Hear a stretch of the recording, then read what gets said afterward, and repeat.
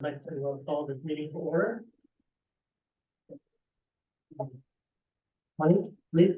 Okay, President Bella, Here. Vice President Zuka, Here. Director Schmidt, Here. Director Jordan, here, Director Wheeler. Here. Okay, we have a quorum. Excellent, thank you. So please rise. Right up. Would you please lead us? Everybody please stand. Allegiance? Place your right hand over your heart. Salute. I pledge allegiance to the flag of the United States of America and to the republic for which it stands, one nation, under God, indivisible, with liberty and justice for all. Well done, thank you. We don't have any military events here. Usually we do. Yeah. All right, public comments? I did not receive any. All right. Hearing none, we move on to item 3, agenda review additions. Oh, consent, anything? Could we add the minutes from the special meeting on October 26th to the approved minutes section?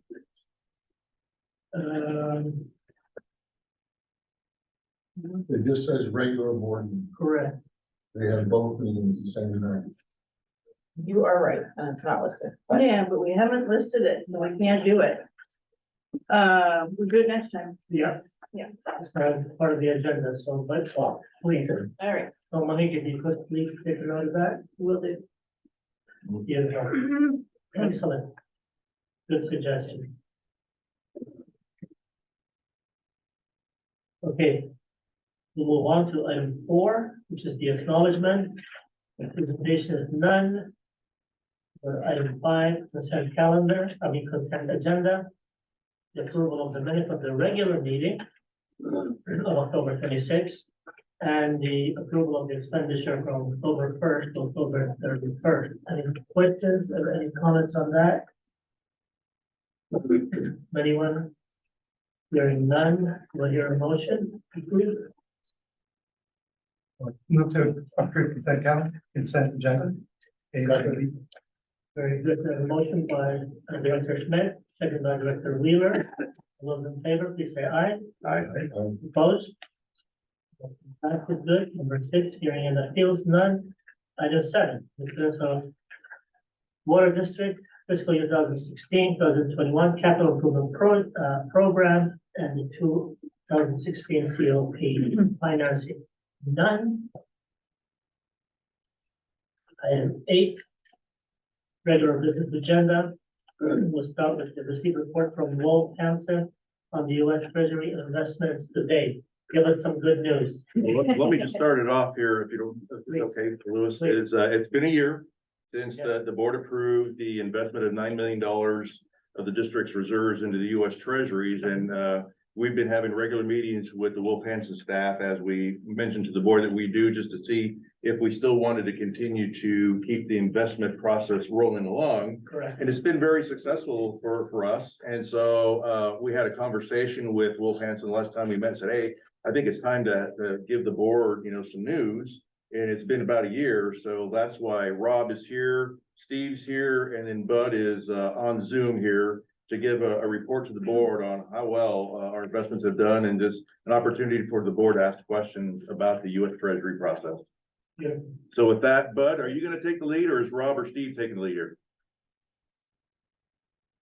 You're muted. You're on mute, Bud. I'm gonna start us off today. Okay, go ahead, Rob. Right, well, Okay, I'm on, I had it on mute, now I'm fine. We're very pleased to be here, and as you remember, as Rena just outlined, in September, we made a presentation and the board decided to move forward with the Treasury program. We thought at that time that the interest rate picture looked like rates would continue on an upward trend because the Fed was continuing to raise rates in its effort to fight inflation. And that's exactly the way it worked out over the year. So initially there were 5 tranches bought in the treasuries, a pretty equal amounts, except for the one for the 1 year at $2.5 million. So every 3 months, those investments matured. We met with the staff, as Rena outlined. Staff was very attentive and very contributive to the decision-making process. And as a result, we were able to timely reinvest those funds, and every tranche got reinvested at a higher interest rate than the previous one that had just paid off. In fact, on the last one that we did, we actually hit, I think, the high of the market on the 1 year that we invested in for the year. So the results have been very, very positive, and it certainly looks like if the Fed continues to keep the rates about where they are right now, every indication is that that's going to be the case. There's a very good chance that these returns will continue at least for the next 6 to 9 months, and then we'll see what happens. Of course, every 3 months, we're going to be reviewing with staff to make sure that the Treasury reinvestment is the proper investment compared to the LAIF or any other alternative investment. So with that, I think I'll turn it over to Rob, and Rob, go ahead with the presentation. Thank you, Bud. Thank you, board, for inviting us to present the great results of the Treasury program over the course of the last year. I'm going to start by just sort of quickly summarizing the initial portfolio that was purchased for the district, talk about the reinvestment process and the results of that, and then compare the bottom line results of the first year with the estimates that we provided to the board in September of last year. So on October 12th, 2022, the district purchased 5 U.S. Treasury securities, a 3-month, a 6-month, a 9-month, a 12-month, and a 2-year Treasury security. The total cost of the portfolio was just under $9 million. The initial portfolio, before any reinvestment, produced a yield to maturity to the district of 4.25% on a gross basis. Subsequently, as those Treasury securities matured, the district was able to reinvest them in additional Treasury securities at very attractive interest rates. Including the reinvestments over the course of the last year, the portfolio generated book earnings on a gross basis of $411,000 and change. I want to quickly compare that to what the district could have hypothetically earned had those funds sat in LAIF and compounded. We produced an estimate of the results of LAIF, and had the district stayed in LAIF with that $9 million, it would have generated earnings between $260,000 and $280,000. So if we compare that to the gross earnings of $411,000, the district came out significantly ahead by more than $100,000. If we deduct the fees that were paid by the district as part of this program, the net earnings on the district's portfolio was just under $385,000. So that's still $100,000 better off than had you continued to deposit those funds in LAIF. And on the program expenses, in the first year, the district incurred $26,350 of expenses.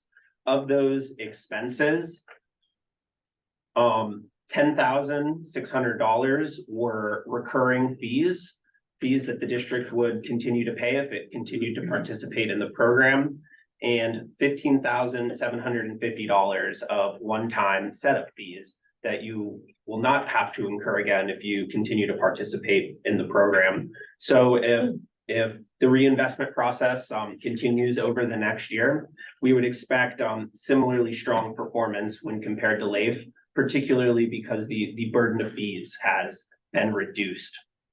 So I want to talk a little bit about the various reinvestments that we worked with Rena and Kat and Monique on over the last year. The first reinvestment took place at the end of January of 2023. The 3-month Treasury security that was maturing at that time had a yield to maturity of 3.84%. We were able to reinvest the proceeds of that security into a 1-year Treasury security that had a yield to maturity of 4.77%. The day of the reinvestment, LAIF had a daily Leif's daily yield was 2.55%. So we were able to lock in a better result of about 2% relative to what Leif was paying on that day. The second reinvestment took place in May of 2023, where the 6-month Treasury security matured. That 6-month security had a yield to maturity of 4.06%. And the district was able to reinvest that into a 1-year Treasury security at a rate of 4.69%. On that day, Leif had a daily yield they published of 2.89%. So we were better off by about 180 basis points based on the information that was available on that day. We did a third reinvestment similarly with the 9-month security. We were able to invest that in a security that yielded 5.40%. That compares to the daily Leif rate that day of 3.39%. And then lastly, just last month on October 31st, we were able to reinvest the 1-year Treasury security that matured into a 6-month Treasury security with a yield to maturity of 5.48%. That compared to the Leif rate that day of 3.83%. So we've been able to significantly outperform Leif on that basis. Over the course of the last year, since the district's been participating in the program, the average daily yield for Leif over that entire period was 2.88%. The district's gross yield over that same period by investing in Treasury securities was 4.41%. And the net yield after you deduct the expenses that the district paid was 4.13%. So a significant outperformance of what the district could have earned had it invested in Leif. When we came and, well, I guess we did this virtually last year, in September, when we came to the board, we estimated that by investing in Treasury securities over the next year and then reinvesting the proceeds of the maturing securities, that the district could generate a gross yield of 3.97%. At the end of the day, we were able to produce a gross yield of 4.41%. So we ultimately out-earned that estimate by 44 basis points. So, Stephen, is there anything else we should cover in this report, or should we open it up for questions? I would just point to one thing on the next page. I think it's a good, it's one of my favorite graphs. You want to go to the graph? On the third Yeah, page. this is a good graph. It goes back a couple of years. The bars, the red and the yellow bars, those are the Treasury yields that you've been investing in. And then the black dots there, that's the Leif yield. So you can see back a couple of years ago, they were both very low and more or less the same, but gradually over time, Treasury yields have far outpaced the Leif yield. Where we are today is, kind of where we've been for a while now. That may persist for a while longer. We'll have to wait and see, but there's clearly a big benefit to being in Treasury securities versus Leif. And we think it'll probably continue that way for at least a little while longer. And with that, we'd love to open it up for questions. This is good news. Having been living in Leif, so thank you everyone for participating in that. You're right, it was a virtual meeting at the time, and it was a little bit difficult to grasp it, on this is much better, a much better presentation, and the result was good. We did well, so good job on that. Any questions that you might have? Yes, Dr. Schmidt. Yeah, just want to confirm the 10,600, that's an annual fee? The 10,600 is a recurring fee. It includes our fee, the fee of the bidding agent who solicits bids, and the fees paid to the custodian bank.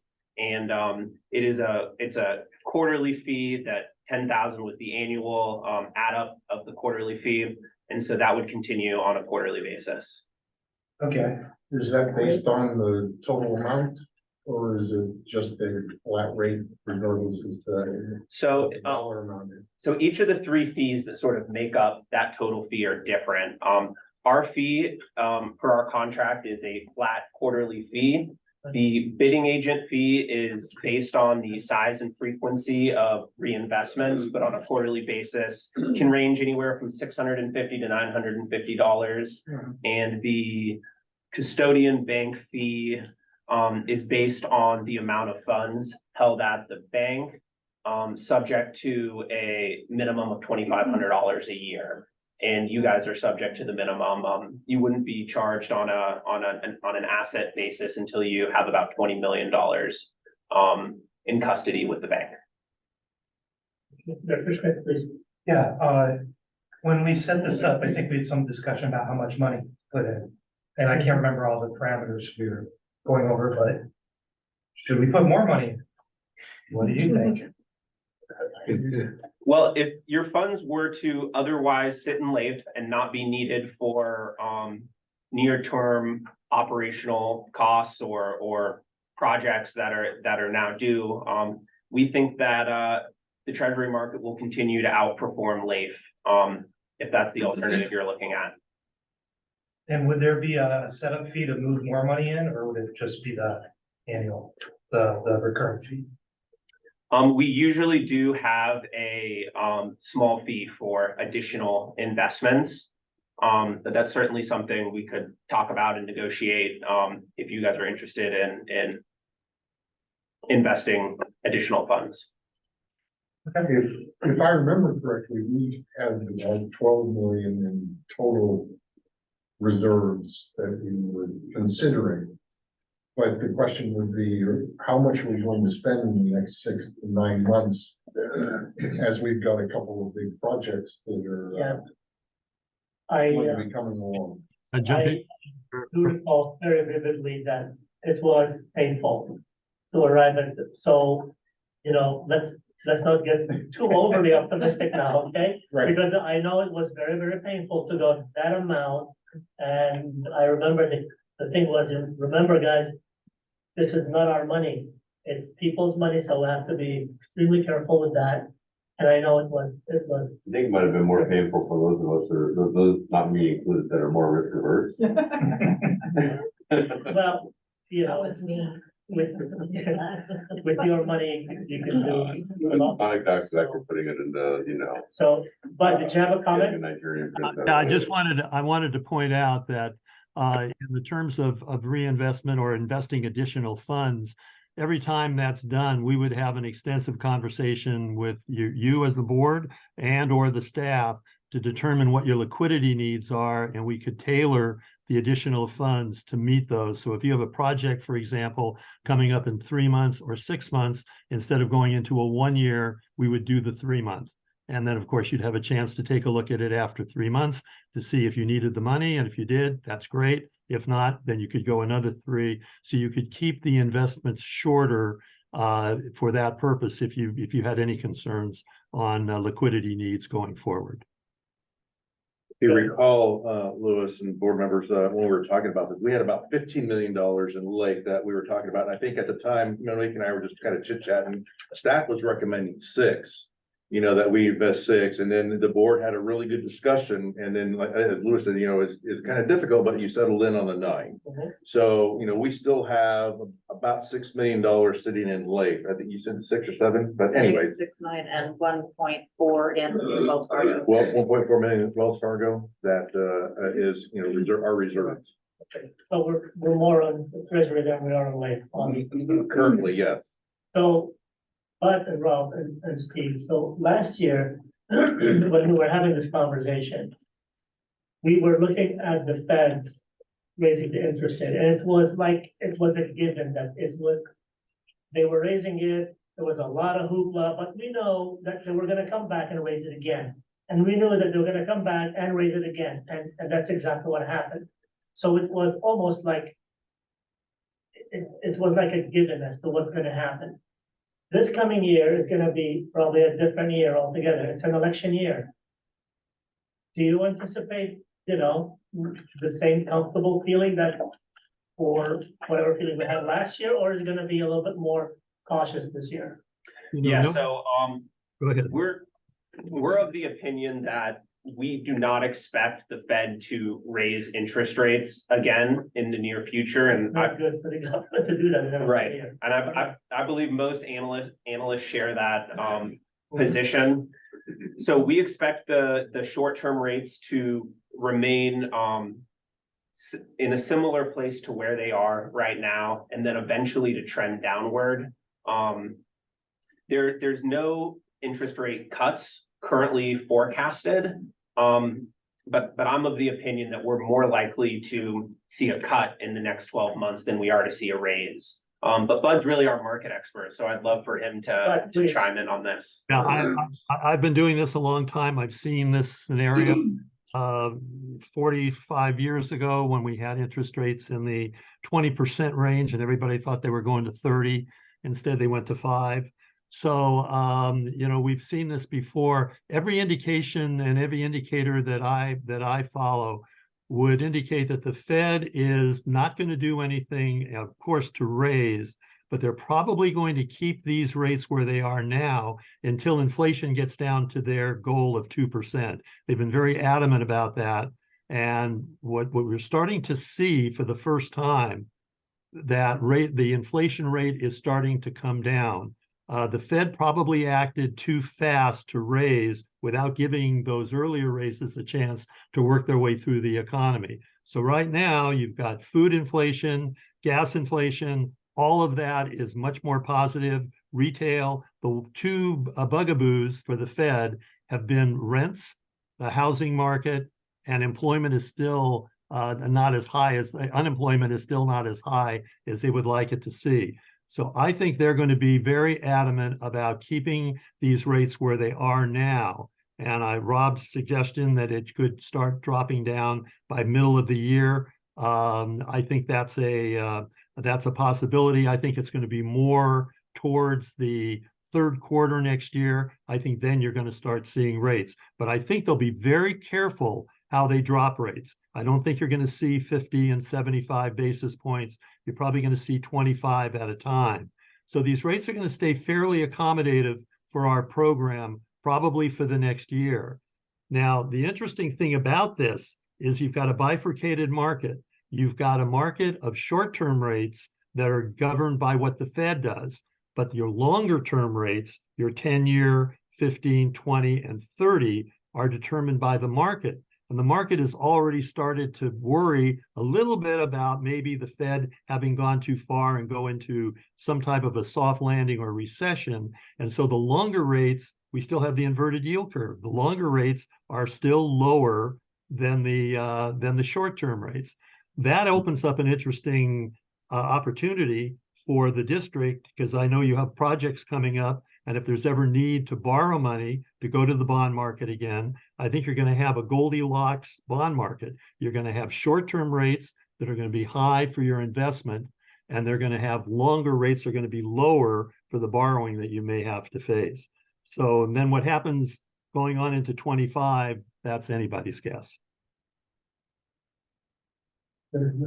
But I had a question that dealt with how LAIF might perform going forward. As it stands right now, they're about 100 to 150 basis points below the Fed rates. Right. And so are they controlled as far as what their distribution is, whether they're going to ever approach short-term rates? Well, they have an investment policy just like any entity like that has, and we're not privy to exactly what their analysis is, but the history has been that the Treasury, short-term Treasury market, particularly what we've seen this last year, continues to outperform. The spread is narrowing slightly, but not that great. So I would envision for this next year that the investing in the way that we're proposing with these individual Treasury maturities will always be somewhat higher than LAIF. That's the reason we do the reason we do the quarterly review, so that we look at that point. And if it gets to the point where LAIF is very close to the rates that you're available for the available treasuries, that's the time we would recommend that we not go ahead with the next tranche and then put it in LAIF until it's appropriate to do so. But our estimate is that certainly for this next year, this outperformance should continue. Thank you. Good questions. Good. That Any was- more questions? That was a great, by the way. Repeat that? He said that was a great question. Oh. Okay. All right, any more questions? I don't think we've answered Director Smith's first question, which is should we put more money in? Well, what I was getting at was, is that a decision that we do today, or shall we have staff, get us back as to what we can put in, what we will have left based on what projects we have? I mean, do we have all that information? If we do, It's not, I guess we could. it's not on the agenda. I'm sorry, I'm usually. Wow. Chill. It's impressive. Your agenda, you just have a report. So that'll have to be next month. So exactly, what I was getting at is, I think that staff should, first of all, come up with a direction as to what we think we should do. They should bring it to the finance committee. And then, based on that, then it comes to this board. Would that be okay with Director Smith? That is okay with Director Smith. All right, I think that would be the way we go. So it shall there is it. Okay, Thank you. that's Thank it. you. Okay, Thank you, but gentlemen. thank you so much. Absolutely. Thank Always you. like that. Thank you, Rob. Thank you for having us. Thank you. We'll be in touch. Yes. Yeah, some more. to do.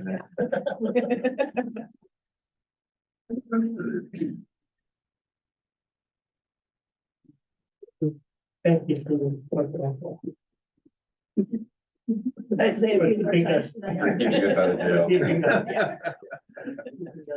Good night, guys. Drive safe. Thanks, Brenna. Thank you. Thank you. Okay, we'll move on to item 8B, which is the receipt of fiscal year 22-23 report on the website. And that would be John Davidson. He is there. All right. Yes. Very good. Hi, John. So who's going to introduce this? Uh, Jim or? Yeah, I can Please. introduce it. So I mean, this is, John's given this report before. He gave it about a year ago, last November. On, just an overview of all of the great work he's done, managing, updating, adding to our website, supporting all of our marketing efforts and, public relations outreach efforts. So not much to say other than take it away. All right, thank you. Yeah, I want to thank everybody for the opportunity to be here again this year to break this presentation. I'm sure everyone here is used to these presentations. They cover a lot of territory. So feel free to jump in. I know that all of you probably scanned what was in this presentation, and I do appreciate Kat or Monique advancing the pages, because I would like to cover them one slide at a time, and then invite any welcome interruptions if there's any questions or interjections that you like to make along the way. I'm more than glad to answer any questions you might have. There's a lot of data here, and I will try to be as efficient as possible with the presentation and the oral comments that I have for you today. So if someone would be able to pull that up. So It's up, John. Can you see it? Sharing our screen. We don't want to share our screen. Oh, man. you're on the civic page. That's what it is. I'm not sharing the screen.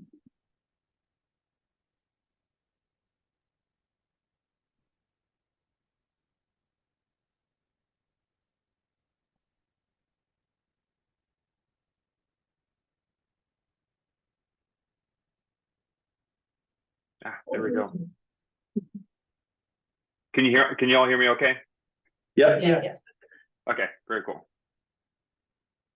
Good. I'd rather see the screen than see my fat face all over the screen there. It's a little disconcerting. All right. Yeah, if we can back up just Oh, I guess not. You want to hear civic pay? Boy, I'm getting off to a great start when I don't know what the first slide is, right? All right, so I try to keep the format of these presentations about the same as they are from year to year, so that way there's some consistency. And if you ever do look at past presentations, you can kind of see a comparison and see how things change from year to year. I don't want to get too much into the weeds with data, but so I try to present the data that I think is meaningful. Information I've been able to glean from going back and forth with Misty or Brandon, or just going back and forth on all the monthly reports that we get from Liftoff on web traffic and web utilization. So we'll quickly start with civic pay, because that's definitely one of the items that falls within our marketing pushes.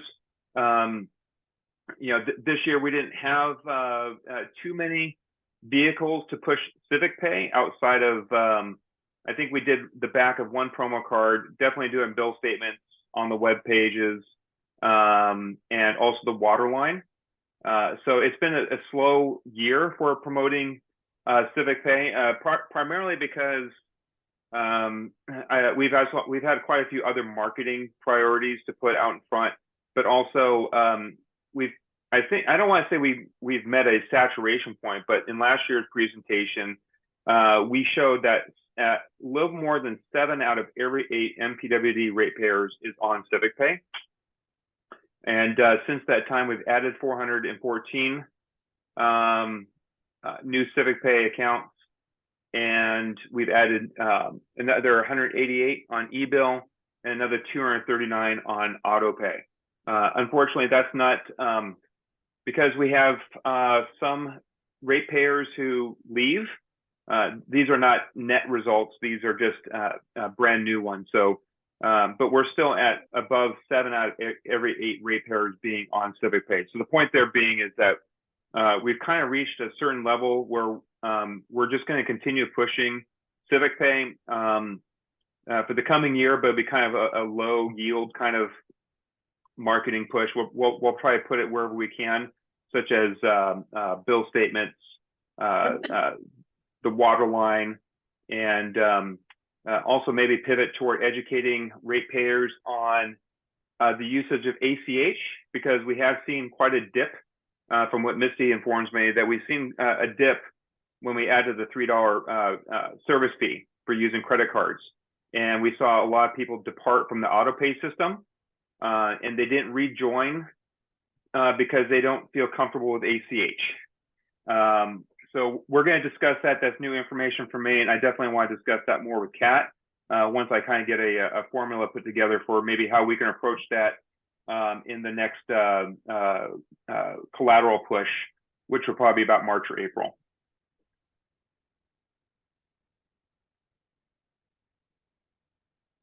Next Any slide. questions? Yeah. Okay.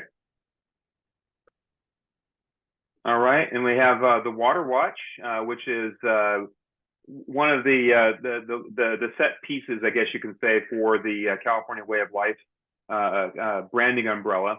I know that this is definitely an area that we do get metrics on to see how we're doing, and this is a result of quite a few different vehicles that we've promoted. So every time we found a chance to push Water Watch this year, whether it be on promo cards or the water line, or even I don't think we put in the CCR this year. We didn't have enough space for it, but we have been promoting it pretty heavily. And you can see that my goal last year was to have 1,500 signed up onto Water Watch, and since November of last year, we've added only 154.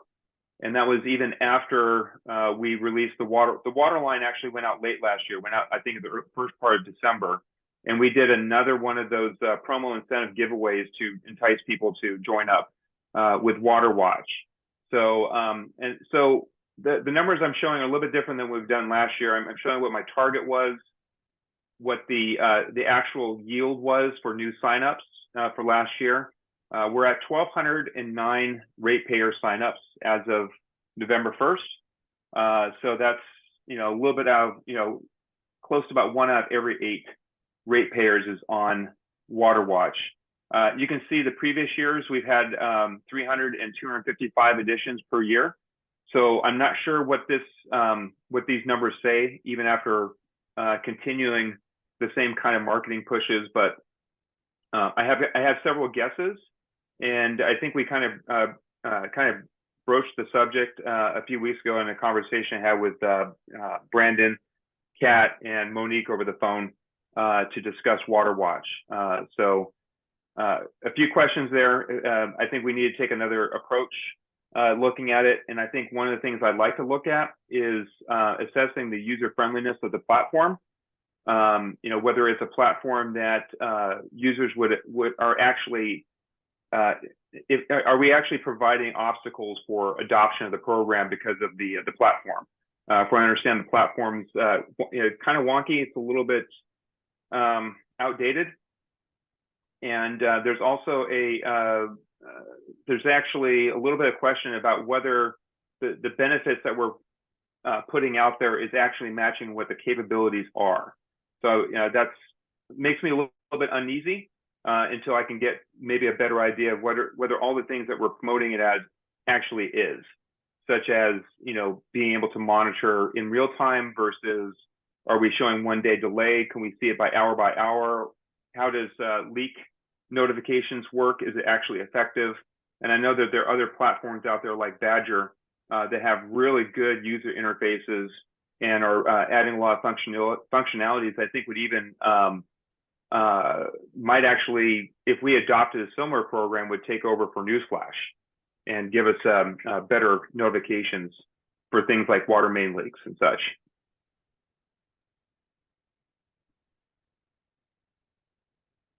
And let me know if I'm going a little too fast, or if you'd like me to slow down, or if you have any questions. Don, I have a question. Okay. So when you talk about, like the website is confusing, or you use the word wonky, or how are you getting that information? Is it information that's coming from our users, or it's from staff that are trying to use it? And if we're getting from the users, how often do we get comments about people having difficulty navigating through this information? Yeah, so I believe this is a census platform. And I'm sorry, what's that? It's the WaterWatch. It's not the website, it's the WaterWatch. It's the WaterWatch platform, which is from Census. Right. Oh, Right. So okay, my so that's- experience. Okay, all right. Not our website. All right. Yeah.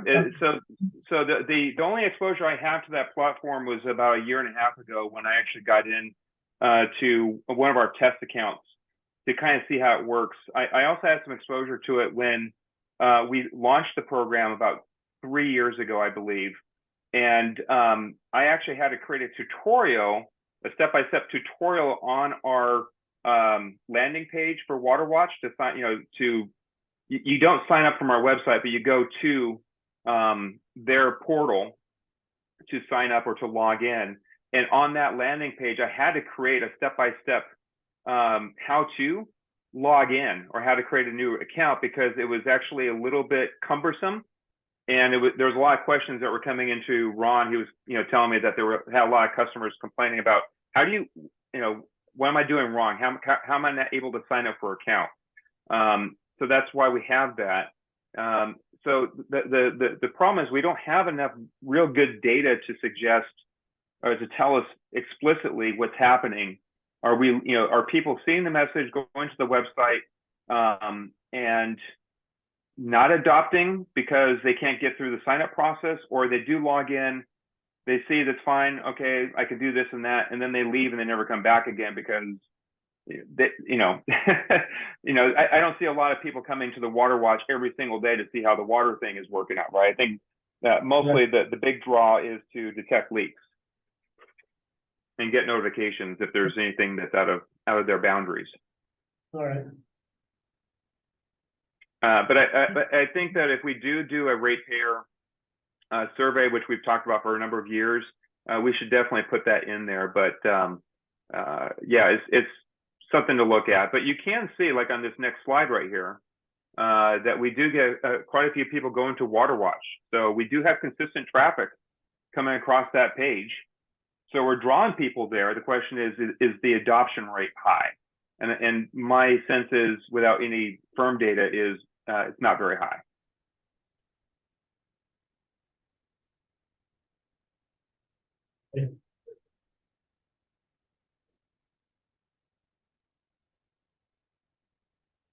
All right, did that work? Yeah. All right. Okay. All right, and here's a lot of information about the website that if you have any questions, feel free to answer me. I'll give you some quick overview. This is similar to what we did last year, which I'm showing a month-by-month user rate. So this shows how many users are on the site month per month, how many sessions, and how many pages per session. So if you're getting, we're getting about 1.76 pages per session, which means more times than not, our users are coming to the homepage and then going to another page to get information they're looking for. And we're averaging almost 1,800 users per month, which is a little bit lower than last year, just a little bit. You can see that it's about 140 people less, or 140 users less per month on average versus last year. However, the 5-year trend is still upward. We're actually still moving upward despite that. I think last year was actually a surge because we had, last year we had a lot of activity. The last couple of years we've had the UWMP, we've had CIP projects, we've had the redistricting elections project. So we've had a lot of traffic coming to the site because of those programs. This year is a lot more quiet when it comes to those special kind of projects or marketing campaigns. But we're still holding pretty well. We have a very consistent user base. They're finding, you can see right here where I've ranked by month which pages are the most visited in that particular month. And you can see I highlighted a few of them so you can kind of see how rebate programs, you can see it highlighted in blue. I did that on purpose to kind of show a correlation with marketing campaigns.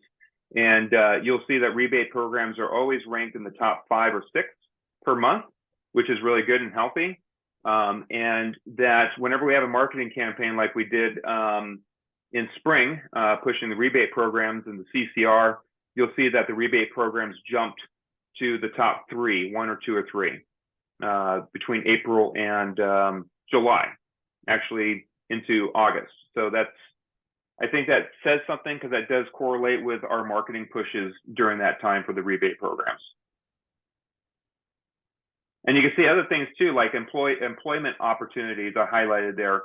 Employment opportunities jumped in after we redesigned that section of the website, and we were pushing for the hires of the water service, the WSOs and the lead operators. So yeah, we're seeing good traffic on the site based on what we're doing in the mail.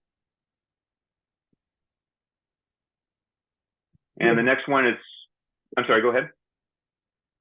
On the website, do we participate in a few citywide events like the National Night Out, the Public Works Week, and those?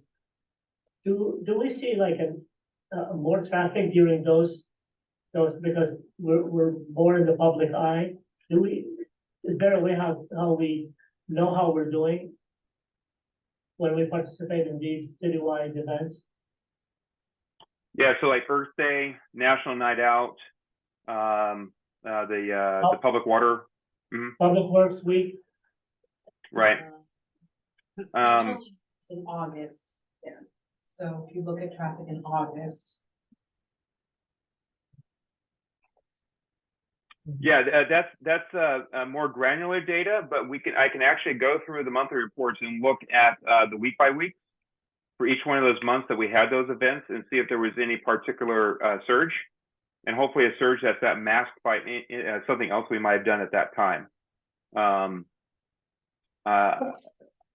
know that we did a promo card, I think in April, pushing the Earth Day, as well as the rebate programs in the workshop. And what I can do is go take a look at those numbers and do a report back later on.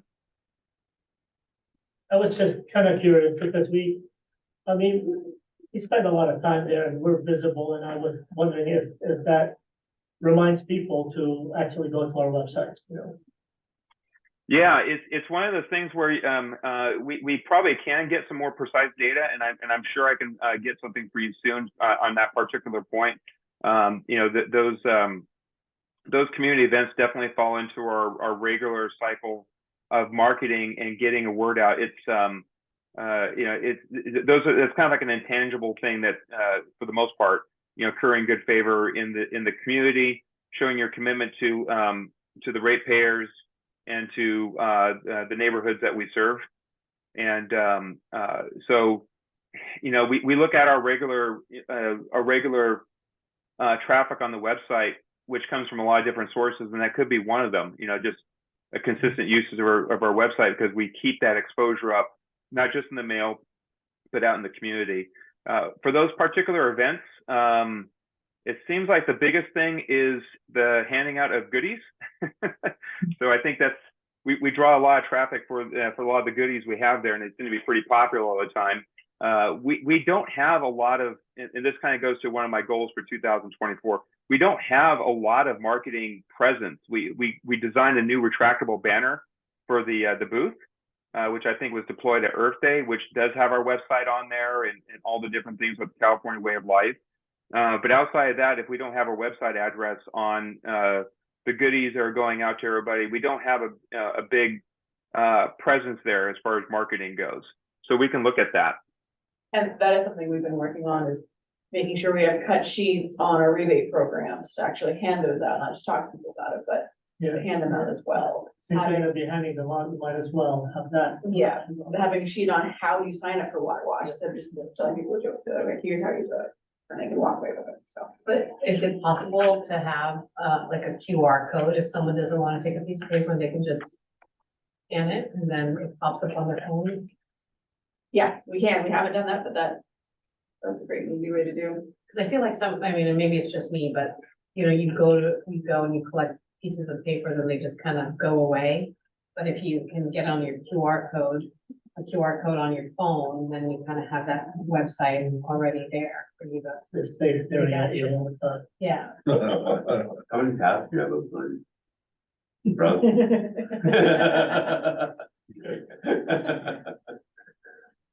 Yeah, we can certainly look at QR codes. We haven't used QR codes all that much in the past, but I do use that with a lot of my clients now. It's we can use QR codes to actually measure traffic, at least traffic going through that QR code. It's a much more accurate way of getting reactions to certain campaigns. People are much more familiar with QR codes now.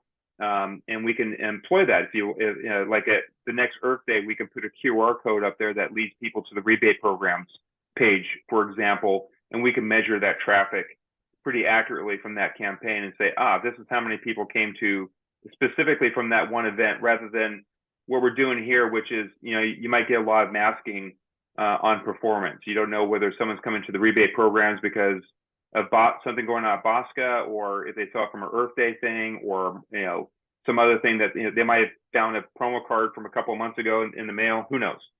So yeah, we can definitely look at that. The QR codes. That's what people like, fast and easy. Right?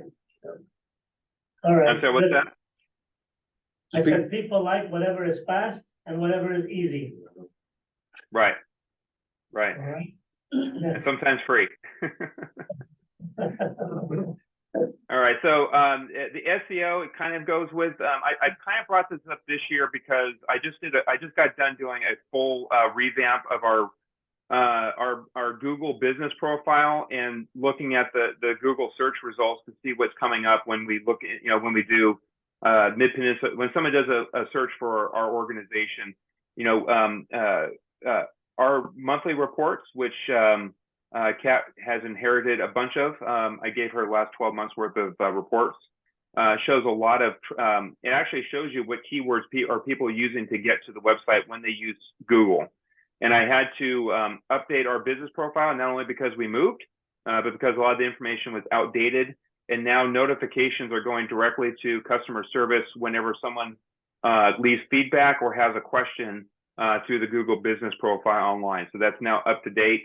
And I'm just putting it there because Liftoff has done an amazing job of putting us front. We always wind up first, second, sometimes third when you type in Mid-Peninsula water or water in Mid-Peninsula or water in Belmont. So yeah, we're showing up. And you can see that I highlighted when you go to Google and you look for Mid-Peninsula Water District, paying your water bill safely and customer portal, as well as contact us and about MPWD, show up as the top 4 items. And we're seeing a correlation with traffic. Our most popular pages are those 2. We're constantly getting traffic to them. Even if we're not promoting them directly, we get people going to that every single month. And I think so Google is powerful. And so I wanted to make sure I took a look at that this year and get ourselves right. So that way people are getting to our website and getting to bring in what they call organically into the website. All right, so that's it on the SEO. Getting to public relations, we had the nice little surprise last year. that was interesting. I know that was quite an event for the MPWD staff. So you can see that I put out some graphics to put on the doors, as well as a banner that went out there by the gate to let people know that the office was closed and to utilize the phone number or the website to get the information. I also designed it in such a way that when the new office did open up, that we can simply peel away the red areas and apply new stickers in to show where the new office location is. So I tried to do it to save money, as well as to be effective in letting people know who may not have heard the news about the closure. And we did push it out in billing statement ads and on the website. So tried to do as best we could to let people know about what happened and where we went. Next slide. These are our typical MPWD publications. Nothing too different here than in previous years.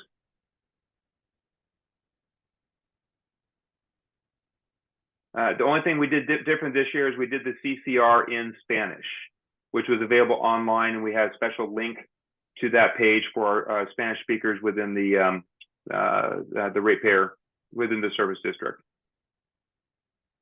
Next slide.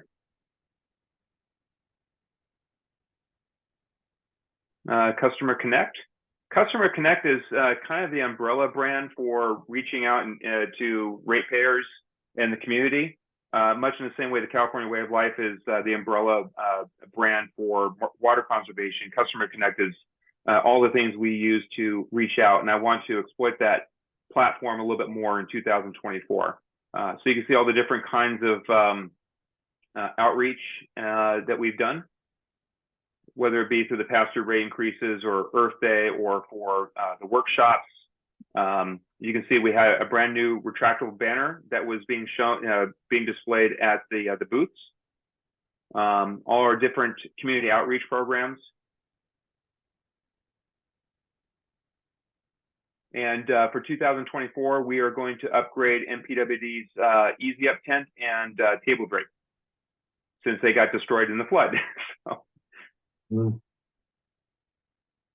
All right, other elements of Customer Connect, the water contest poster calendar, which I think was a great reintroduction this year. We haven't done that in a couple of years, so I think that was a great addition to 2023. The OCR water main project fired up, so lots of traffic signage, web page created for that. We had project brochures that were being handed out by 4Leaf to the area. So we'll be maintaining that on a regular basis for until the end of the project next year. All right, and this is kind of a snapshot to kind of show, to kind of give you a better visual of how the California Way of Life brand umbrella has captured so many things we do for water conservation. So anything that actually, you know, promotes water conservation in some way or water efficiency falls within the California Way of Life campaign. We try to make that so it's iconic and that people can identify it whenever they see a water conservation message coming to them.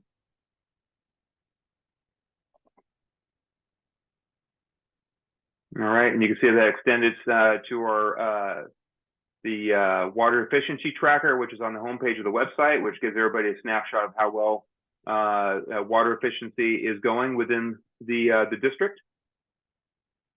We've been updating it every single month, and what's great is you can, as a ratepayer, if you want to, you can go and see how we're performing month after month after month, and we already have almost about 1.5 years of really good quality data there, and in terms of the RGPCD performances.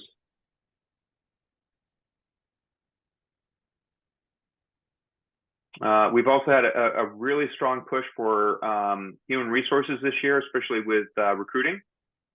So this was all in support of recruiting not just you know, the 3 positions that we're looking for, but also projecting MPWD as the place to work at. You know, that you know, creating a you know, raising the awareness of MPWD as being a place that you want to work at. And so we did that with a promo card this year that mailed out. Also did a little sidebar article about the operations team. I thought that was a nice place to kind of do a little shout out to everybody that works behind the scenes there out in the field. And just, this is kind of a setup for something I want to do in 2024, but I'm not quite there yet. But I think when we do, I'll let you know how that connects. And then we did Kat came through and let's see here. If you can see the new Working at MPWD page, this is a new section that Kat brainstormed and that we implemented. So that gave us a better platform for advertising MPWD as a friendly place to work at with lots of benefits and such. So that way we don't have to constantly retell that story to potential employees or recruits. It's all there on the website now. All right, next one, online landscape workshops. We've had 3 of them since last year. Actually, last year we did the rain barrel workshop right around the time I did the last year's presentation. I still put that in here just to kind of show the continuity of the different workshops from fall to spring to fall. And what's kind of important, I talked to Brandon about that today on the phone, is last year we had 24 rain barrel redemptions for 22 to 23, and we've already had 3 so far this year. That's the highest number we've had since we launched that rebate program. And I don't have anything other than maybe it was the workshop we did last fall, the rain barrels workshop in October 12th, because we have not done anything specifically to push rain barrels, but we had such a spike in that number, something correlates there. I can't pin any direct information, but we had 37 attendees at that workshop, and we've had 24 rain barrels redeemed in 22 to 23.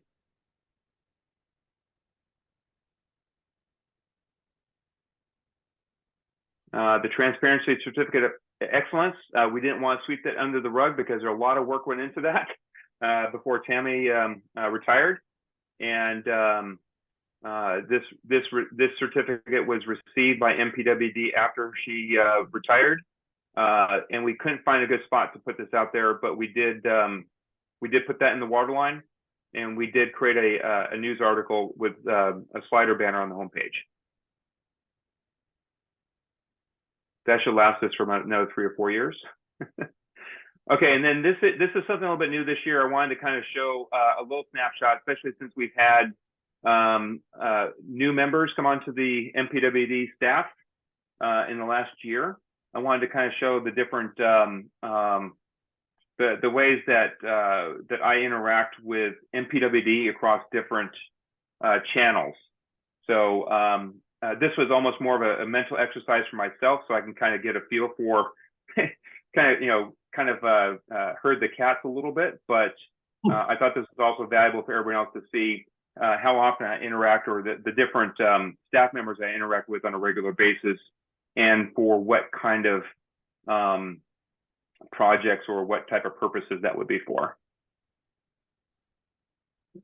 And everybody on staff has carte blanche to contact me directly. Once in a while, Ron O will contact me from customer service and say, hey, we need to work on this or that, and we work on solutions. So, all right, last one is 2024 goals. A little bit different, a little bit of a pivot. I'm trying to I want to take a deeper look at the new strategic plan and see if we can align our efforts in 2024 to match what's in the strategic plan. That's always my goal. And one of the big things too here, there's a lot of information on here that you can take a look at. If you have any questions, let me know. One of the big things I want to do is look at the website. The website has been deployed for about 5 or 6 years now, about 6 years, and maybe due for a facelift.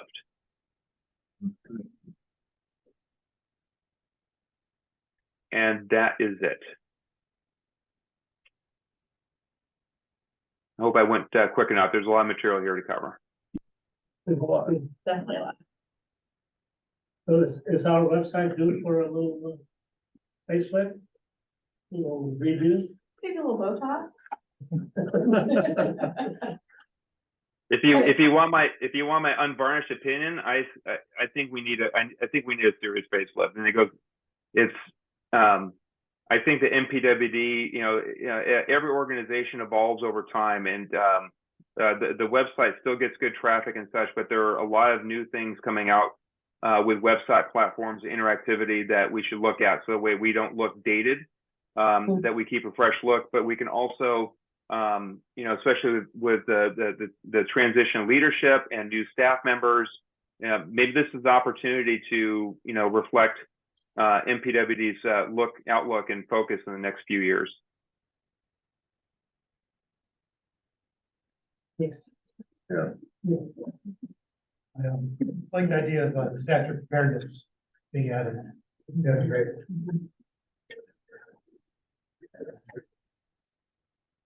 Good. Any more questions for John? Good. Okay. Very good. All right, then. Very good, John. Thank you so much. Thank you very much. Good Thanks, John. presentation. Yeah. It's always good to be here. Yes, keep up the good work. Appreciate Thank it. you. Thank you. Thanks, Ben. All right. Have a good night. Good night. Thank you. Good. All right. We move on to resolution 2023-28, awarding contract to the David Tree Expert Company for removal of trees from S4. Who's gonna take this one? You start? Uh, Yeah. You want me to? yeah, Rena will do it, but I will point out that, this wasn't in the packet you received. We were still gathering information, and so that's why we have it printed out here. Right. Yeah, I placed it on everybody's desk this afternoon before the meeting started. As we were working on it, we were hoping that we might have a contract, but we just didn't quite get there. You may recall in this past summer, I mentioned that we had a tree that fell on somebody's house at the Exborn tank site. And because of that, we asked work with Jubin's office, and we got a landscape architect, their firm. They had an arborist on staff, and we had them take a look at all of our properties and the trees there. So they did an inventory, and they did a health assessment, and gave us a report. And in there, they said, hey, look, there's 9 trees at Exborn. They're primarily eucalyptus. 7 were eucalyptus and 2 were Monterey pine that he felt were high priority removals. We need to do something about them because the the potential for them, falling in a storm, was high. And since then, we've been trying to get the people we work with here in the region, you know, tree, folks to give us prices, just hadn't had any luck. So, you know, Michael had Chris contact Davy Tree and they actually responded. So this is what we've just got. This is hot off the press. I mean, I think it was on Thursday or it was Thursday, Kat, that Chris Michaelis met with Davy Tree up at Exborn and Herson. So I mean, that's how fresh this is. And they gave us this proposal that we're sharing with you tonight. That they're saying, look, you know, we can go out there and remove the 9 trees at Exborn for $35,000. And there's a one lone Monterey pine tree, a big one that's up at the Herson tank that is leaning. And I was talking with Chris this afternoon when we had our little wrap session with everybody here before tonight's meeting. And he was saying that most of the trees leaning over on somebody's property. And those folks had reached out to us, hey, you know, we're concerned that this tree doesn't look very healthy. It's leaning over our property. Can you guys do something about it? So, you know, we asked Davy Tree to give us a price for that. And they're saying, yeah, you know, we can't get in there with our vehicles to do it. We're gonna have to go in there and set up rigging, and people got to go in there and climb. It's gonna take a lot more time and effort. And so that tree alone is 12 grand to get rid of. Found out that the tree is also diseased. It's got bark beetle infestation, so it's not in good shape. Even though when we took a look at the report from the arborist, he was saying that the tree's in moderate health and it's not a high priority to get rid of. We want to get rid of it because we think it's a potential risk to one of our customers or neighbors up at the Herson tank. So we are still working with Davy Tree to get a contract, but we do have numbers. And we'd like the board to consider awarding a contract to Davy Tree for $47,000 and add a $3,000 contingency just in case something else comes up. This wasn't budgeted, so we would come back at mid-year and add it to the budget. But we do have money in the reserves. I mean, we were just talking about the reserves a little bit. You know, we have $6 or $7 million between Leif and Wells Fargo that we can, you know, pull $50,000 from in order to make this happen. So that's what we're requesting the board is to award it, let staff, that includes Julie Sherman here, work with Davy Tree to come up with the language that protects us and protects them, you know, and get a contract in place so that we can remove some trees before we do hit some stormy weather this season and hopefully prevent, you know, maybe another tree from falling on somebody's property that's not a good tree. The tree that fell, was that a It was eucalyptus tree, yeah. there you go, the $50,000 that we cannot invest. But if we shifted $5 million at 10,000 each. We make $50,000 to cover this. Exactly. Well, you made $411,000, you know, this investment last year to pay for this too. Well, you know, it's one thing, and I know it's a very steep hill. Yeah. Where the tank is, Yeah, and, rain started already this season, so, Today, we don't want to take, you know, that big of a risk, but, $50,000 is a lot of money too, so what do you guys think? Question? I think based on the fact that they were unable to get any other bids from any other. I wonder why. it seems like everybody's been very busy. Matt, I don't know if you guys have seen the same thing. The only contractor we have is Davy Tree. And they're doing all our work. No, yeah, they're big enough, so they have the resources but you know, typically we work, I want to say it's, oh gosh, I can't think of the name of the local one, but there's a local company, maybe in San Mateo, Redwood City that we use. And we've not been able to get them to give us a price. And I remember that after the storms in the winter, there were just a lot of damaged trees in the Bay Area. And I think these people have just been busy. And it's just unusual because I mean, we use them all the time, you know, but they just have not, you know, been able to give us a price or a cost. And that's what Chris said, that most of the smaller tree companies are just so busy and they tend to be cheaper, so we use them for regular landscaping. And they be a little more expensive stuff. No, they've been super responsive for us. We had to get into a creek to clear off, like closed gas main, and they're out there like that day and Thursday and Monday, and, you know, we're jerking them around to it, and they're shut up and got it done. But I've been seeing a lot of tree work going on because of the stuff with the GNU resetting. Yes. A lot of the poles. That's the question, why, how come we couldn't get others to do it, to bid on it, so that's kind of the dilemma. Well, it looks like the Sonic fiber guys and the AT&T fiber guys have just been having all sorts of work going on, and they keep using the tree guys to clear the lawns From there, off of the new cables, before the new cables. The only thing I'll say about this is if there's things that are sensitive to people, it's trees. So, informing, we don't want to surprise everybody about this when they come home and the tree's gone. Right, we've talked about that. Yeah, just making sure that we have yeah, appropriate notification, that we're communicating that otherwise, it's like, don't mess up paving, don't do night work, and don't cut down trees. Yeah, I mean, you guys have an idea, the reason these trees are up there is to kind of screen the tanks, right, right? But the trees have now just got to a point where some of them are just dangerous and they have to be removed. And so, we may end up coming back with some sort of plan on what we can do to replace the tree. But right now, it's a matter of getting them down because there's a concern that they could fall on somebody's property and that's not good. correct. Does this require us to get permits from the city of Belmont? The only one is one up at Hersham. And I've already reached out to them and got a permit going, and we're gonna meet with the city arborist on Wednesday, the 29th out there for that Monterey pine. Usually they don't require permits for Monterey pines, but that's an odd location. It looks like it's a problem with it. If that hill starts to go, that tree would end up in the tank. Yeah. So, But I think there's a cost associated with permits too. It's $88. Oh. It's nothing, yeah. And I would add that, I hear what Kirk was saying, and this is surprising, because I didn't think there was a permit for Monterey pine.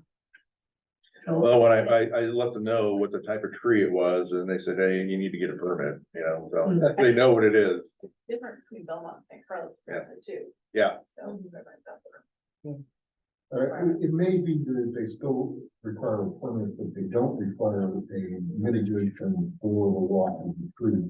I think yeah. It's not a It's not a heritage tree or, So, all the material is gonna come out, it's gonna be mulched and all of that, right? Well, what they proposed to us is they'll take the tree down, just leave a very low stump. Okay. So it's not starting again.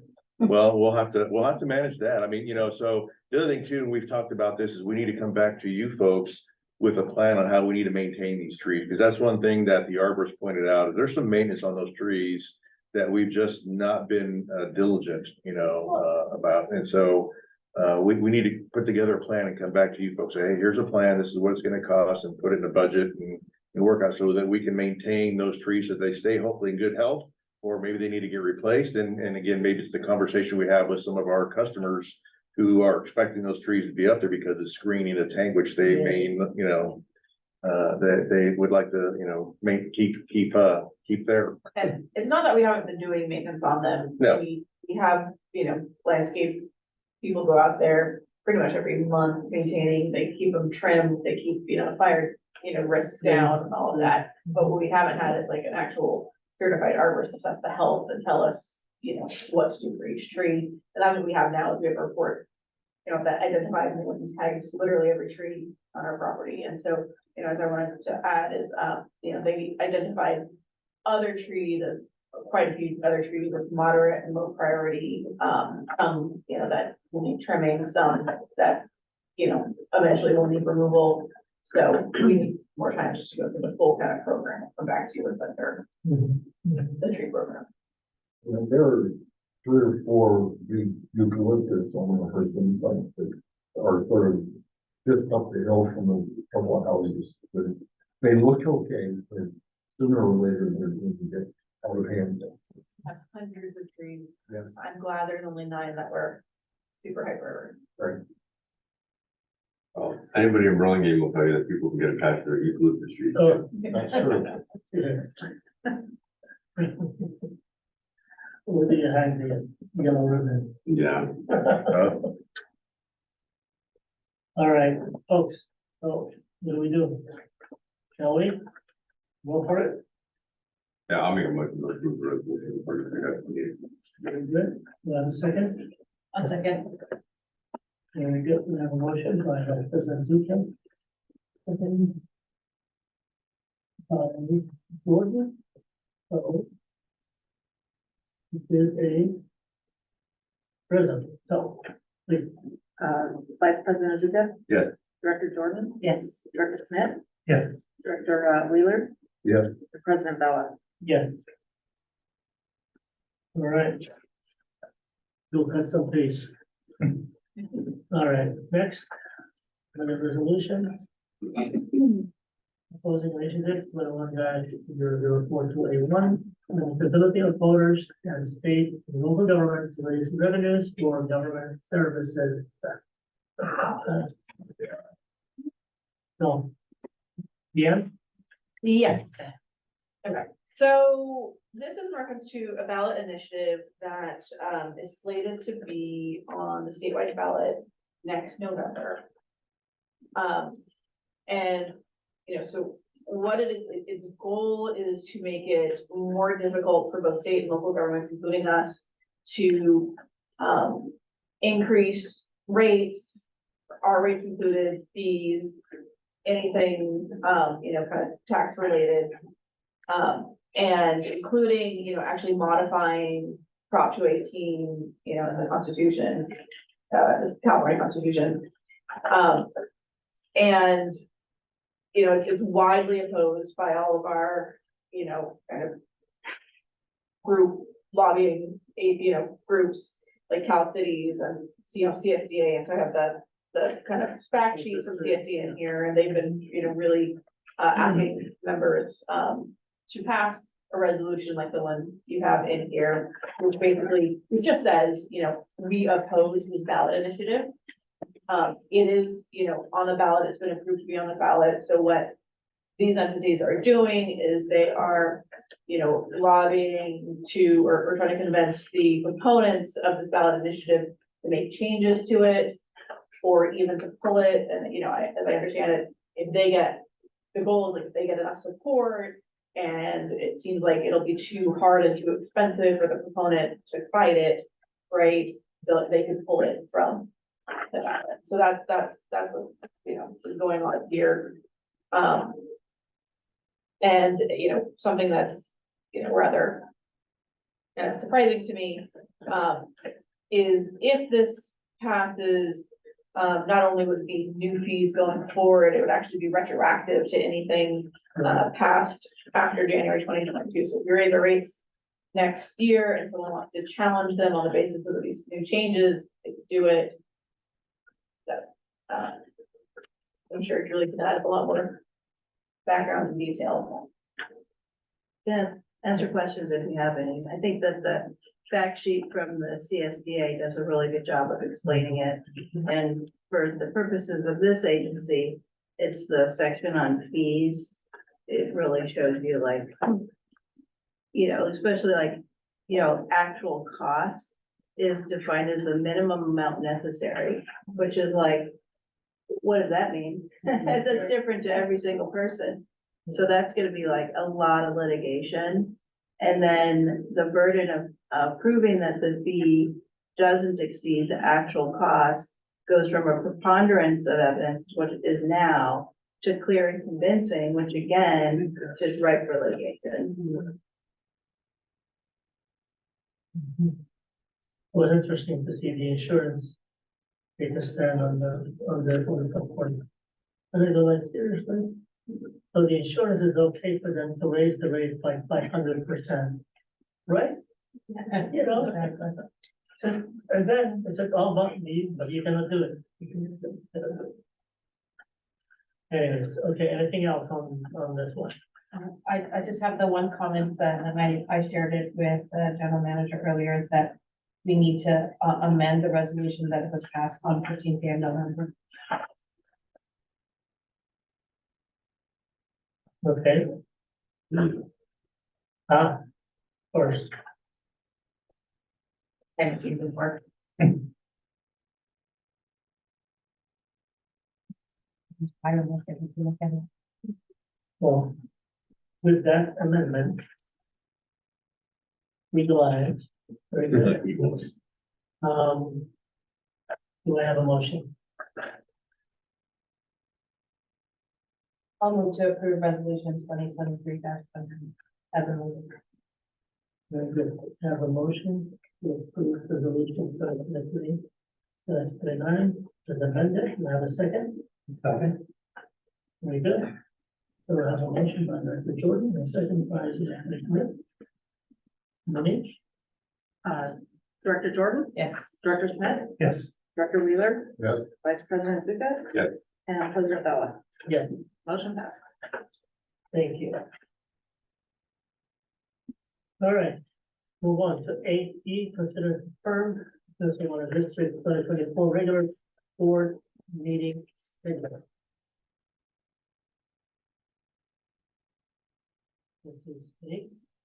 Yes, we put together the regular board meeting schedules, the same as, this year, but, obviously for, 2024.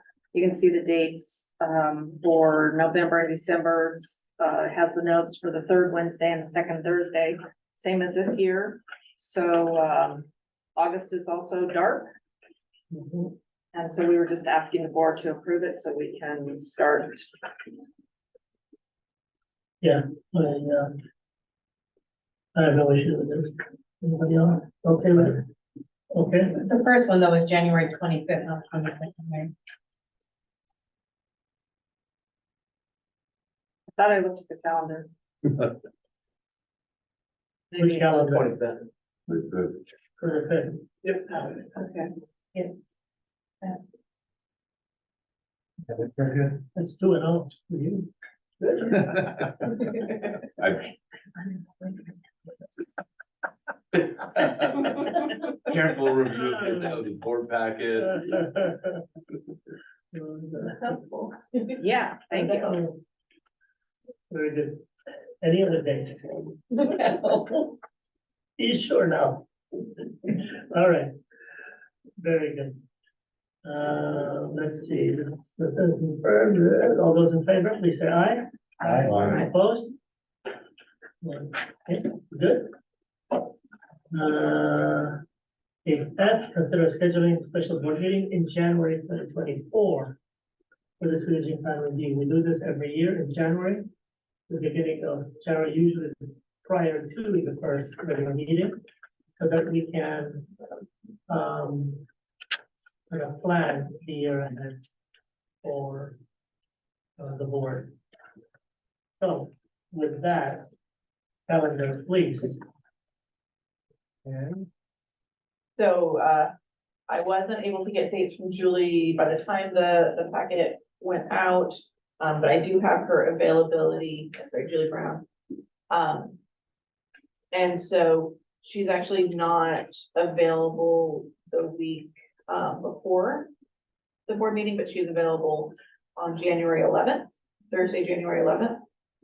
As well as Tuesday, January 9th, which is a little close to the holiday. And she's also available a couple days after the meeting, the regular board meeting. personally, I think the sooner in the year we do it, the better. So, January 11th, how does it look for everybody? Good. Good for me, good for Wheeler, for Jordan, good for Smith.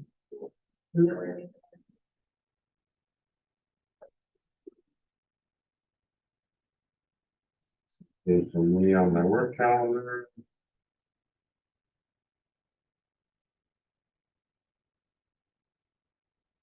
Good. Good for you, I think, January 11th it is. Yeah, good. Okay. So, yeah, take care of that. And we'll do that at 6 o'clock. Yeah, yeah, we start usually a little early. So if anybody wants to be here about 5:30, right? Yeah. Okay, Have dinner. everybody heard that? We start at 6. So everybody be here about 5:30, okay? Very good. 8F, consider scheduling special board meeting in January, the 30th. receive report of the California San Francisco Regional Water System Conditions. Yeah, so, there hasn't been any really changes in the It's drought. raining today. It's raining, that's, yeah, first rain. Well, actually, not the first rain, but, it's some rain. It went at traces before, but Traces, yeah, today was kind of real. yeah. You got us, but So the drought maps really haven't changed much over the last, several months, actually probably since the beginning of the year, but I've been sharing not only this particular time period's drought map, but the time period from the year previous. So you'll see that in the information I'm sharing. You also know that I like to share the reservoir levels, and I've got the same reservoir levels for the years previously, but I just, before I did this, I went in there and took a look at how much water is in the four reservoirs. They typically talk about the Shasta, the Oroville, Don Pedro, and the San Luis Reservoir. So, right now, the Shasta Reservoir has about 3.1 million acre feet. Last year it had about 1.7, and a couple of years ago it had 2.1 million acre feet. So they have, or actually they have 2 million acre feet more right now than did a couple of years ago.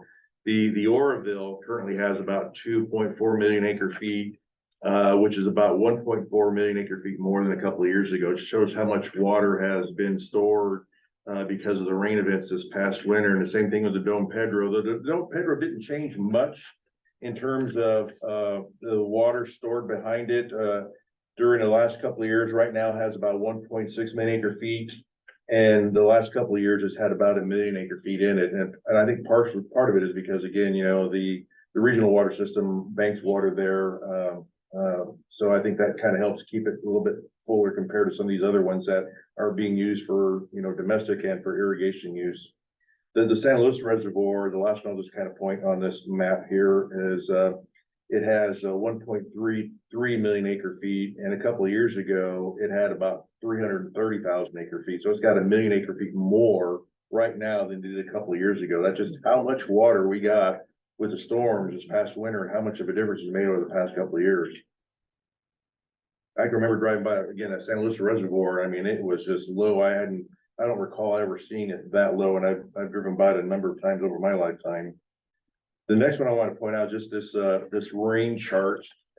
And what I want to point out, this is from July 1 through November 5th, the rain in the same cities or different areas that I've been pointing out the last couple of years. And what's interesting about this one, in the to date columns, the rainfall from July 1 to November 5th, if you remember, at the end of August, there was that tropical storm Hillary that went through Southern California. So if you look at the bottom part of this table, you see Bakersfield, LAX Airport, downtown Los Angeles, San Diego, and Palm Springs. They received so much rain from that one event that it put them well above, what they normally receive, and put them at almost to where they, their total rainfall for a 12-month period. So that's just a lot of water that fell in that one particular tropical storm. I thought it was interesting, and make sure I want to point it out to you folks. And then, the SFPUC got back to putting more information in their reports to the water managers. That's where I derive a lot of this information. So you see the Hetch Hetchy precipitation. This is for the end of the water year or rain year, October through October. And so the 2023 is that second line from the top. It's that gold color dot up there. And it's just below the 1983, which is probably, I think they'll tell you, the most, the heaviest precipitation year they have on record. Of course, the black line is the 30-year average, the precipitation for the Hetch Hetchy system. And then the bar chart for the upcountry stations, you can see there wasn't much rain in October compared to, the average annual. Average annual in October is a little over 2 inches. This October, they got, less than 1/10. So not much rain in the upcountry yet, but here in the Bay Area, the next page, on page 57, you'll see that our average here is right around 7/10, and we had a little over 4/10 of an inch of rain in October. So not too far below average, but we'll see how much the rainfall we have with this storm plays out, though. It sounded like it was maybe going to be about a half an inch of rain that you might be getting with the storm around here. It wasn't going to be a lot, but it all helps. On the storage conditions on page 58, still very full. The entire regional system is over 90% of maximum storage capacity. When you compare that to last year, at the end of October, first part of November, where it was at about 63-64%. So, just a lot more water has been packed away or stored just because of all the rain that was received in the regional water system. And of course, I think I've mentioned that the SFPUC is going to be shutting down Hetch Hetchy beginning December 5th. They're going to be doing 100 days worth of maintenance on the mountain tunnel. So all the water that's going to be in the Bay Area is going to be coming from the Harry Tracy plant, so Crystal Springs, and then from the Sonoma Valley Water Treatment Plant, which is the San Antonio and Calaveras reservoirs. And it'll be like that until March. And it's going to be like that for the next 3 years. The next page, the total deliveries in the regional water system, you can see we're in the green line there. We're just in the downward trend, which is, not unusual this time of the year. Though the water delivered through the entire system in 2023 was more than 2022, which is the blue line right below it. And then the orange line, which is 2015, of course, the blue line 2022, that will reflect the droughts. The green bar is reflecting people just, maybe getting a little more comfortable and use a little bit more water. We've actually seen it a little bit in our revenue. Our revenue's gone up a little bit. Remember last year, Al and James, and we were talking about that people just weren't using water, and our projections for revenue were down because people just weren't using water. This year they're up slightly, so it looks like people are kind of, using water again to some degree. Locally here in our district, our water curves kind of follow the regional water system. Are also on a downward trend at that time of the year. We purchased over 101,000 units of water from the SFPUC. The per capita for residential was at 61 gallons per day per person in the district during October. The last slide here before I share something new is just this cumulative line showing the 5-year average is the upper blue line, and then the green line, which is the cumulative for 2023. I suspect that we're probably going to be about 1,050,000 or so units of water for 2023. We'll see how it plays out. We still have a couple of months worth of water consumption by our customers.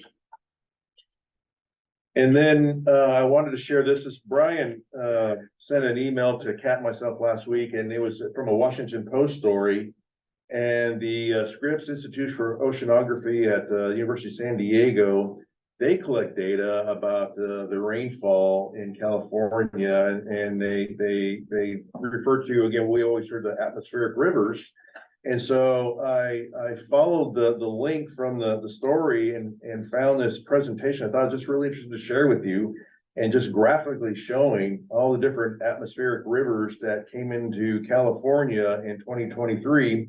And then as you go through the slides, they break it down into different periods of time in 2023, and then even, in years previous, and just kind of shows you how weather can change from year to year, right? And how it affects us or can affect us. In our case, in 2022, there weren't too many atmospheric rivers that hit California, but in 2023, they hit us in the Bay Area or Central California and north got hit pretty hard. So I thought that was really interesting. And it looks like they put this out, they gathered all this information during the rain year, which is typically October to October. And then they put together reports. And next year I'll look for this again and see what it looks like next year. It'll be interesting to see. Yeah. But thanks for sharing that, Brian. That was really neat information. Be interesting with El Nino too. Yeah. So that's the water supply situation. It's still looking really good. We're starting to get some wet. Hopefully we get some more wet hitting us. Hopefully just not too hard. But we get plenty of snow up in the Sierra Nevadas, and the regional water supply in the state of California can bank some more water in their reservoirs for next year when it starts getting hot again and farmers are growing food and stuff like that. Any comments or questions? I'll be glad to try and answer. It was interesting to watch the news on the Tahoe Basin. Some ski resorts opened up already. But that's the first time that opened. Mount Rose opened up. They were doing some man-made snow, but they still had snow from from last From year. last year, wow. They still had snow, and all they did is just they added on to it. And it was skiable, you know, there was a lot of people skiing. Yeah, And there are like 3 or 4 other ski resorts that are open before Thanksgiving. Including, you know, Palisades and the big one, Kirkwood. what's been interesting to me, you know, when I go home on the weekends, there's a couple of creeks that come into my, community Kalinga there, and typically this time of year, they're dry, they've been dry for months. And as you go further back into the hill, to the west of Kalinga, there is still water in those creeks, not a lot, but there's water. I mean, I've never seen that before, and I've been around there 50 years, Wow. you know, so it just, that much water fell on It's gonna increase California. from now on probably, right, because the moisture from the upper elevation, so. Yeah, But it was interesting when they were talking about it, they weren't showing skiers, I go, oh, and they were actually, making snow on top of the old snow that hadn't melted. wow, Very good, thank you, Rena. yeah. Thank you. One question, I don't know if you can answer this or not, it's more specific about irrigation controllers. They are supposed to, or some of them, do they detect whether it's raining? Do they Yeah. detect themselves or are they online? They're online and they're looking at the weather information. I'm not sure which weather site they're looking at, but they use that to kind of, you know, turn on or turn off. Okay, is it automatic or is there somebody that's flipping a switch saying everybody's off? Yeah, I mean, there's some sort of algorithm in there that it gets the weather report for your neck of the woods and it'll say, okay, we can shut the water off for this particular irrigation controller at Brian Schmidt's house because it's raining outside. Okay. They're that smart. It should be automatic. There is an older style where you actually would kind of install a little. Yeah, a little rain moisture gauge. Oh, sensor, Yeah. but, yeah, they don't sell those anymore because, you know, everything's advanced, and so it's just on your Wi-Fi and. Now you're just dependent on the weatherman predicting. Correct. Yeah. and is there a trigger, like a 1/10 of an inch, is that enough to tell it to turn off? Oh, That part. I don't- so it doesn't have like a barometer that measures the moisture. So I have one. Whatever the forecast is. Oh, Is it forecast. Mine will delay irrigation if I have a smart meter mode, just based on cloud cover. Just on cloud cover. Just EP and what it's evaporating and it's kind of Yeah. stay on top of all of that, When so. it's cooler, it'll irrigate less, when it's hot, it'll irrigate more. Yeah. And, yeah, you can, a lot of them can set bounds, so you can, max, I want it to be, 150% of my profile. Yeah. Or, And I can turn it off from Spain via my phone. if I forget. Great. Excellent. Very good. Okay, we'll move on to management report of GM, please. all right. We haven't had that much time since our last board meeting. It really felt like it was pretty immediate to go right into this one, but, Just got fun play. but we were busy. So one thing, I had a really good email conversation with One Shoreline, so they did confirm that, they were able to work with Caltrans, and Caltrans cleared sediment through approximately 1,000 feet of clogged stormwater pipe along Stem Lane that drains, in our area. And in addition to that, on October 13th, One Shoreline themselves, they were able to clear the area immediately around the outfall of the creek. And we'll continue monitoring it for, future leaks. So, as far as I know, all the maintenance that we can do that, contributed to our situation last year has been done, which is great news. So we have a very rainy winter. Let's hope it's enough and we'll, but at least that part's been done. We had our picture day yesterday. Everyone was here and got their headshots, including President Vella and. Yeah, I told him I'm trying to get it right. but Just getting worse and worse. Doesn't happen. What I'm Okay, saying, just upload it to the AI thing, you got a new version. And we already got our proofs back and, the standard group things up pretty well, so once we decide on kind of the final, I'll definitely share with you a group photo and whatnot, and we'll have it up on the website. We also did a press release regarding the leadership transition, and as a couple of you noticed yourselves, got picked up in the Daily Journal as well as the City of Belmont newsletter, so. I don't know if anyone saw the print version, but the way my photo was placed relative to the next article about a woman who got decapitated is a little bit unfortunate. That's awesome. So yes, at first glance, I think. On Halloween. I got decapitated. So if you get Release without. weird stares in the grocery store, you'll know why. Nightmares, yeah, nightmares. Hopefully that's not a bad sign. Oh, gosh, really? Too late. Hopefully.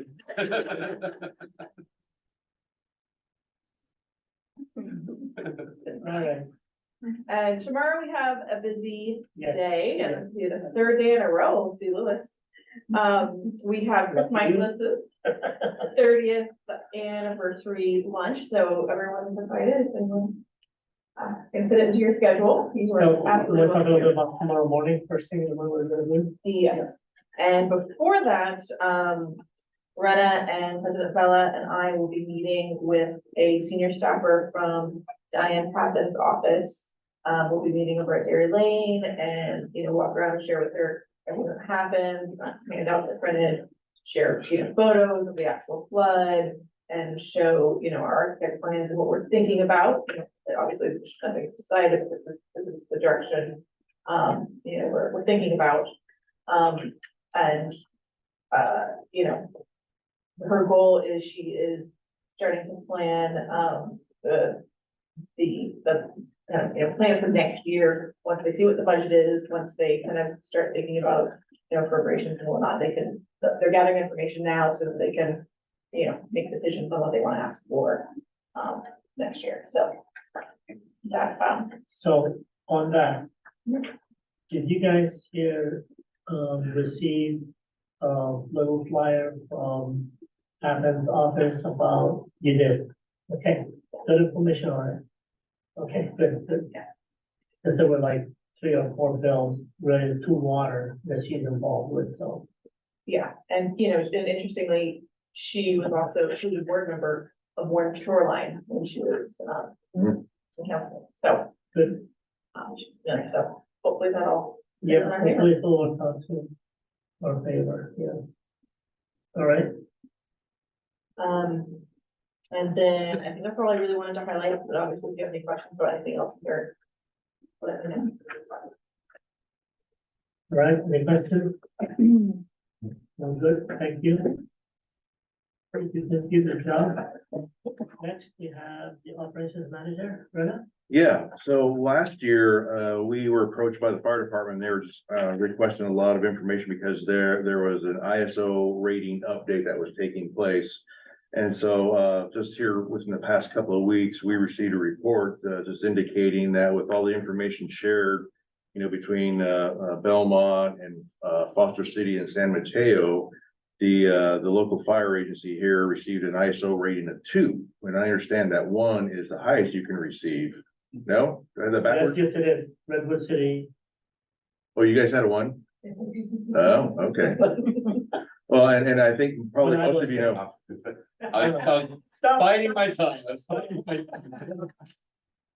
Still a 1, still a 1. It's still a You can 1? see it- Oh, You can see it on the door of every Oh. 1. All right, No, so the ISO rating has an impact on insurance ratings, I understand, for, no? Okay, listen, that's what they say. that's what they say? Okay, that's what I've always heard. You know what has impact on insurance when they say, oh, you are in a wooded area, so the insurance rate is going to triple. Yeah, That's what they say. yeah. Anyway, So that was one thing, and then just on the bottom of this page here, just a number of the underground service alert requests, location requests for the month of October at 261. We have a running total of 3,124 for the entire calendar year so far, and an average of 260 a month. So we're right on average with our requests for locations. And that's about all I was going to share here in case something's caught one of the board members' attention. I'll try and answer a question. Not, I'll pass on to Monique. tell us a little more about meter stopping working? Yeah, so this is something that Jonathan Anderson has been working on and actually working closely with Monique on the billing side. So, you know, some of our AMI meters are 10 years old. We put them in, you know, even before I got here, and then we really hit it hard in about 2019. So those older ones, they're starting to time out. They just are, some of them are not working, and so we're having to replace them. And so Jonathan said, I mean, I'm gonna start keeping track of this stuff because we're working on a plan to share with you folks and how we're going to replace or maintain those meters over the long run. Because again, the meter itself has a battery in the register, and then there's a transmitter that transmits the information to us that also has a battery. And those batteries could have anywhere from a 5 to 10 year life. And so what we're seeing now is some of these meters are starting to show signs of that. And then there's some meters that are probably just duds coming from the factory, and we're finding some of those every once in a while. So it's a matter of changing the batteries, or? No, right now, they still don't make them so that you can just replace the register, or, you know, take the register apart and replace the battery. You've got to replace the entire register. I will be honest with you, back 10 years ago, I did not know that. There's no way I would have agreed to install a 10-year meter. I mean, it's a ridiculous reduction in the I mean, lifespan. it is news to me. Yeah. Only the commercial dials and transmitters are 10 years, the residential are 20 years. Or some of them are 15 with a 5-year proration. I mean, I always thought, in all honesty, and I haven't looked at it again since, but I was under the impression, not that I would think that anybody said anything incorrect, but why would you take something that lasted 30 years, turn it into a 10-year life, and it's a massive project? Yeah, I wonder if that. No, I don't think that, I think we would stop that, but it's. I mean, So the body. We're going from mechanical meters that worked for 50 years and they kept on working. Yeah. Even though the So red. something like this, that's only worked for 10 years? The meters have a 30-year life. Yeah, the meters still register. Yeah, we can physically go out there and take a look at the dial, right? Right. But what they do is they take away the need for us to have an employee go out there and, you know, read 8,000 meters, and they send the information to us. They use battery technology in order for that to happen.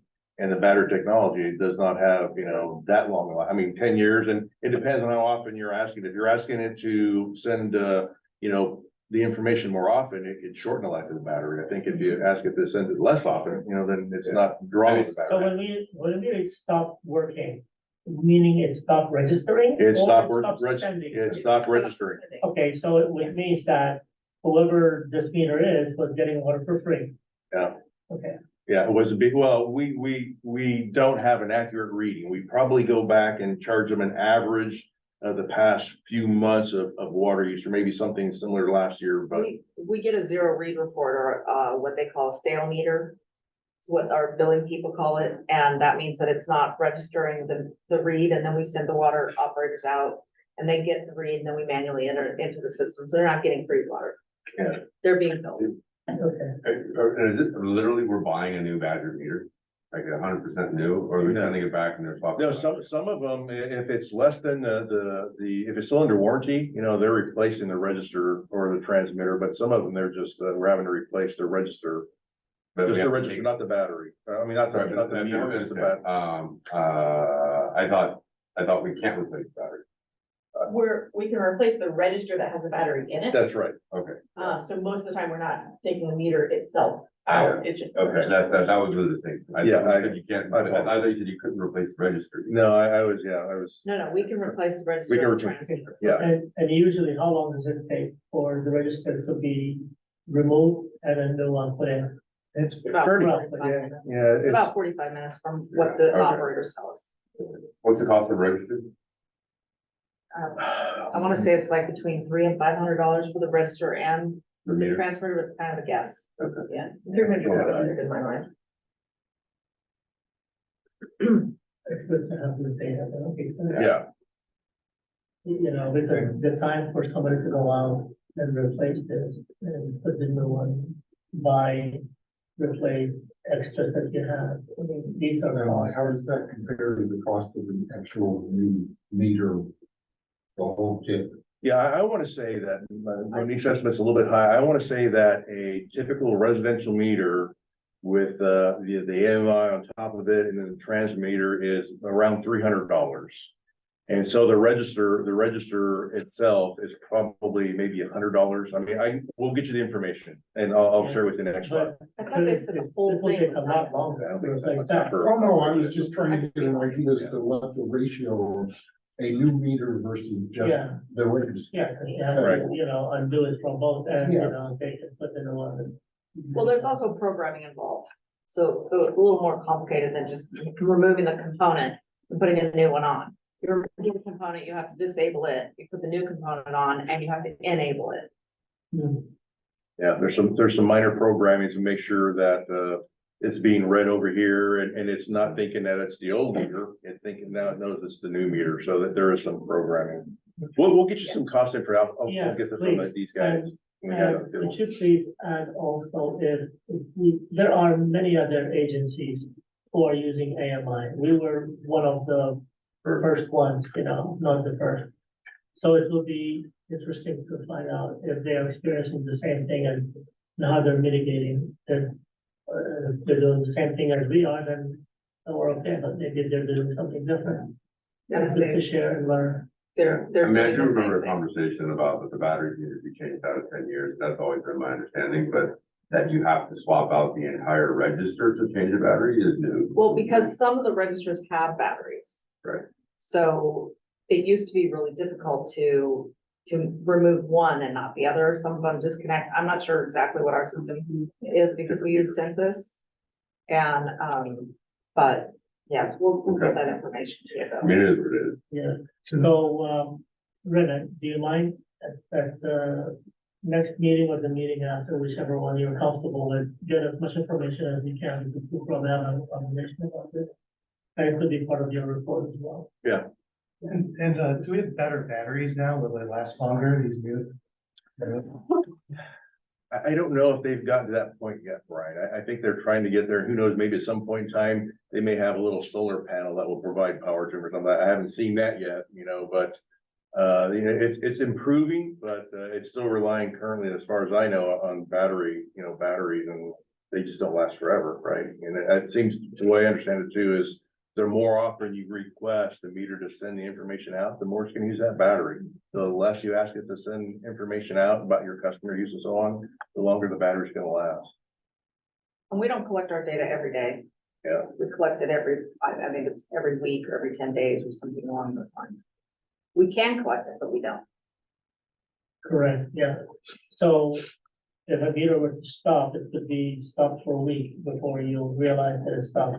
Well, the register isn't sending the signal, but it's still registering the use. But well, I mean, there are times when it does malfunction and we don't get the reads. But yes, it's still measuring the flow and it's still giving us a read. We just have to manually take it.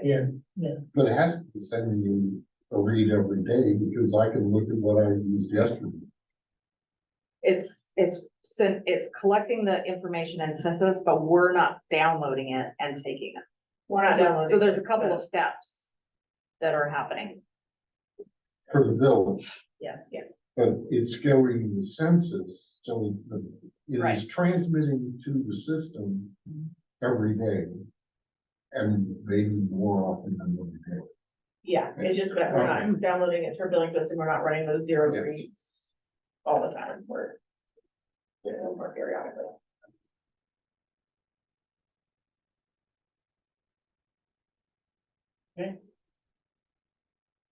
I think Kurt's point is the download of the data should affect the battery life on the meter.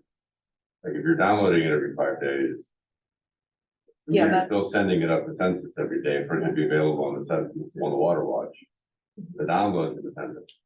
So then if we Yeah, wanna I do fewer uploads to census, then it goes against Brian's desire to do more. Exactly. With our better batteries, With our better batteries. huge solar panels. Yeah, I just picture having a solar panel in front of their house. Great. Well, we have the old touch read circles, where you go touch and just make that a little straight to the solar panel. Yeah. Except that people drive their cars over them, Yeah. dirt gets on them. Not good. A little watermill in the pipe. Exactly. Yeah. There you go, yeah, generates on Well, electricity. we got an awful lot of pressure in our system, so Yeah, we do. we actually could afford to do that. Hydropower. All right, anything else? Okay, we move on to admin services. Monique? Okay, the only thing I wanted to highlight is that we are, working with, well, mostly James this week is working with the auditor on getting the final information together for them to visit the office. We have provided them with the GASB 75 report, and we expect, they'll talk with staff because they're new and they're gonna do the whole show that auditors do when they show up to your office. So that's all I have to say. I'm gonna skip to that. Okay. All right. Any questions, anyone? Nope. All right. Cool. Sorry. That's yeah. Hi, good evening. I'm still kind of reeling from the show that Monique was saying. It makes it sound like auditors do like a song and dance for us, but unfortunately they're not that entertaining. That would be pretty awesome though, although I would get out of the audit business on my other side to if I had to do that because I don't dance. So for the financial results, so net surplus from operations, we're at about 1.9. Over, our revenues are over our expenditures or expenses for the current year. Mainly the causes for that, as compared to I'm sorry. So mainly our expenses have been reduced so far for the current year as compared to budget to actual. So on average, our budget to actual is at about 24.4% for expenditures. And typically about 4 months into the year, we're expecting to spend about a third of it. So we're actually we've got a month worth of savings so far in the budget under expenditures. And we're about 2 weeks ahead on revenues because we're at about 39% on revenues year to date as of the end of last month. So that puts us at about, maybe about 5% over what our target would be. We are expecting, of course, a slowdown in the water sales because more rain equals less water sales for us in the future. But right now we're trending actually pretty nicely related to that. Commodity charges, we're at about $4.2 million, which is at about 40% of our budget to actual. I just lost my place in that PDF. Excuse me. So fixed system charges, those are even amounts that we bill out every month, and so those are trending exactly where they're supposed to be. 0.03 more than actually what we're supposed to be, but that's really immaterial. And then total operating revenues, we're about $5.4 million, which is 38% of the budget. So overall combined salaries and wages and payroll taxes, we're at about $877,000 so far for the year through the end of October, which is at about 27% of budget. So we're doing really well on that aspect as compared to our budget, including purchased water, which is at about 31% of budget. So we're at about almost $1.9 million for budget. Excuse me. Now that I'm talking, my body wants to give off all this. Yeah, it wants to stop me from talking. Unrestricted cash and cash equivalents, we are at about $17.9 million, which is a slight increase from I shouldn't say slight. It's about $1.7 million more than last year at this time that we are holding in our bank accounts. So those are amounts that are, you can use for operations. We can use for just general services or augment even any capital projects, but they're not earmarked specifically for any restricted capital projects. And then overall, we have unrestricted net position, which is basically our assets less our liabilities, of about $32.8 million. And so that's the money that we're able to utilize in the future, if not now. So going on to the next page, the analysis of the water commodity charges. This is just a graph showing where we're at as compared to our projected charges. So we are trending a little bit lower than our projected charges so far. So our projected charges actually showed us being, for just the water to commodity charges, projected as being about 40 to 42% as of now. As compared to budget, instead of evening it out throughout the entire year. And so this is based on that comparison, this is where we're at. So we are trending a little bit low based on the seasonality of that. And so, you know, if we've got additional water usage through, you know, December, January and on, then we'll see that number trend back up. So, and you can see in that gray line that that's typically what happens, is we tend to trend back up a little bit further into the year. Then that next page is the statement of net position. So, you know, assets over liabilities. As you can see, just the numbers are, you know, we're above basic benchmarks for, as compared to the same time this year. For example, cash and cash equivalents were, you know, $1.4 million above last year. Even investments were about 300,000 more than last year. Our accounts receivable, although that number is higher, our turnover, the number of times that you know, we can collect on those receivables, has actually gone down. So they're, you know, which means additional revenues essentially. So we're able to collect more quicker than we were previously. Let's see here. Nothing really has changed in these accounts since last month. And then just going into the next page talks about, you know, we've got our budget to actuals, and this will give the detail of what I just talked about. So in here, you'll see the $4.2 million in actuals for commodity charges and where we're at compared to budget.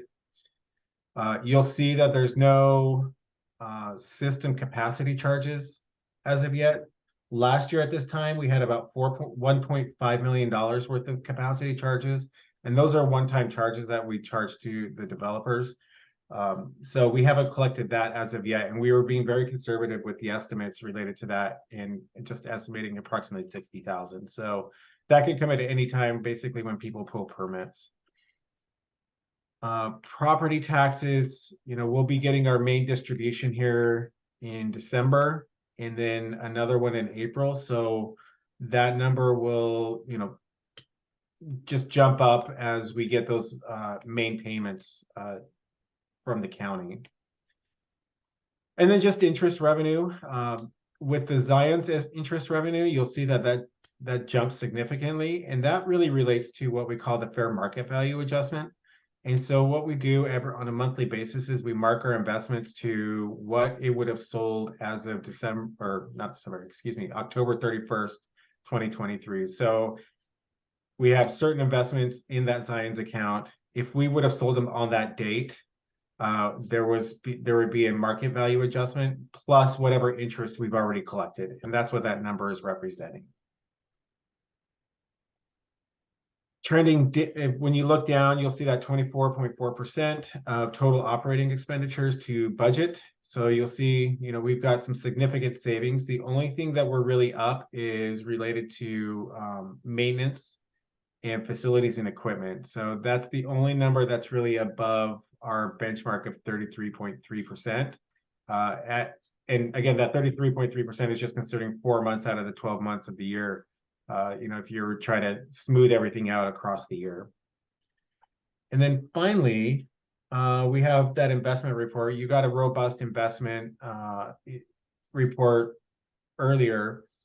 And this is showing our actual balances as well as the unrealized gains that I just talked about. The unrealized gains is that fair market value adjustment as well as the breakdown of the interest earned. So far we've earned about 153,000 total between our three main investment accounts.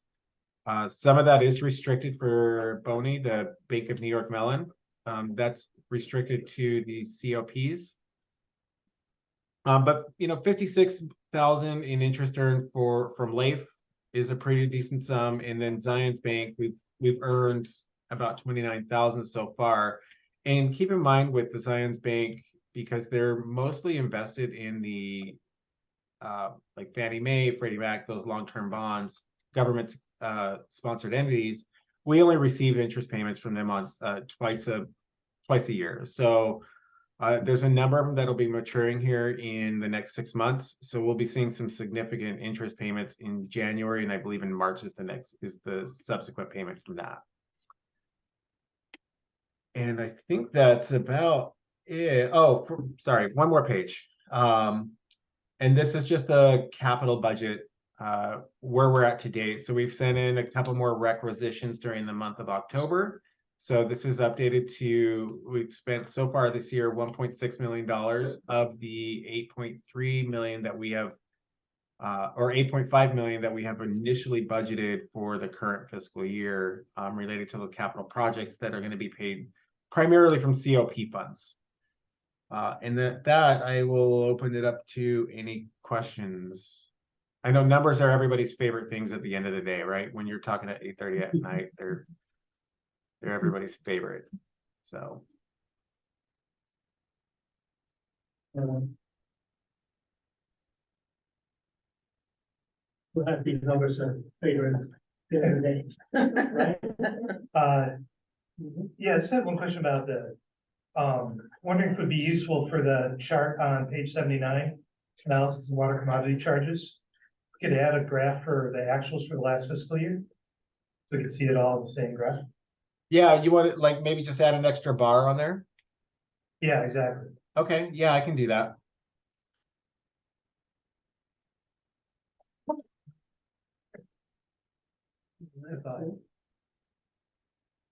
Any other comments or questions? We're good. Anything else? We're good. All right, Thank you, James. James, thank Yeah, you of so course, much. it's my pleasure.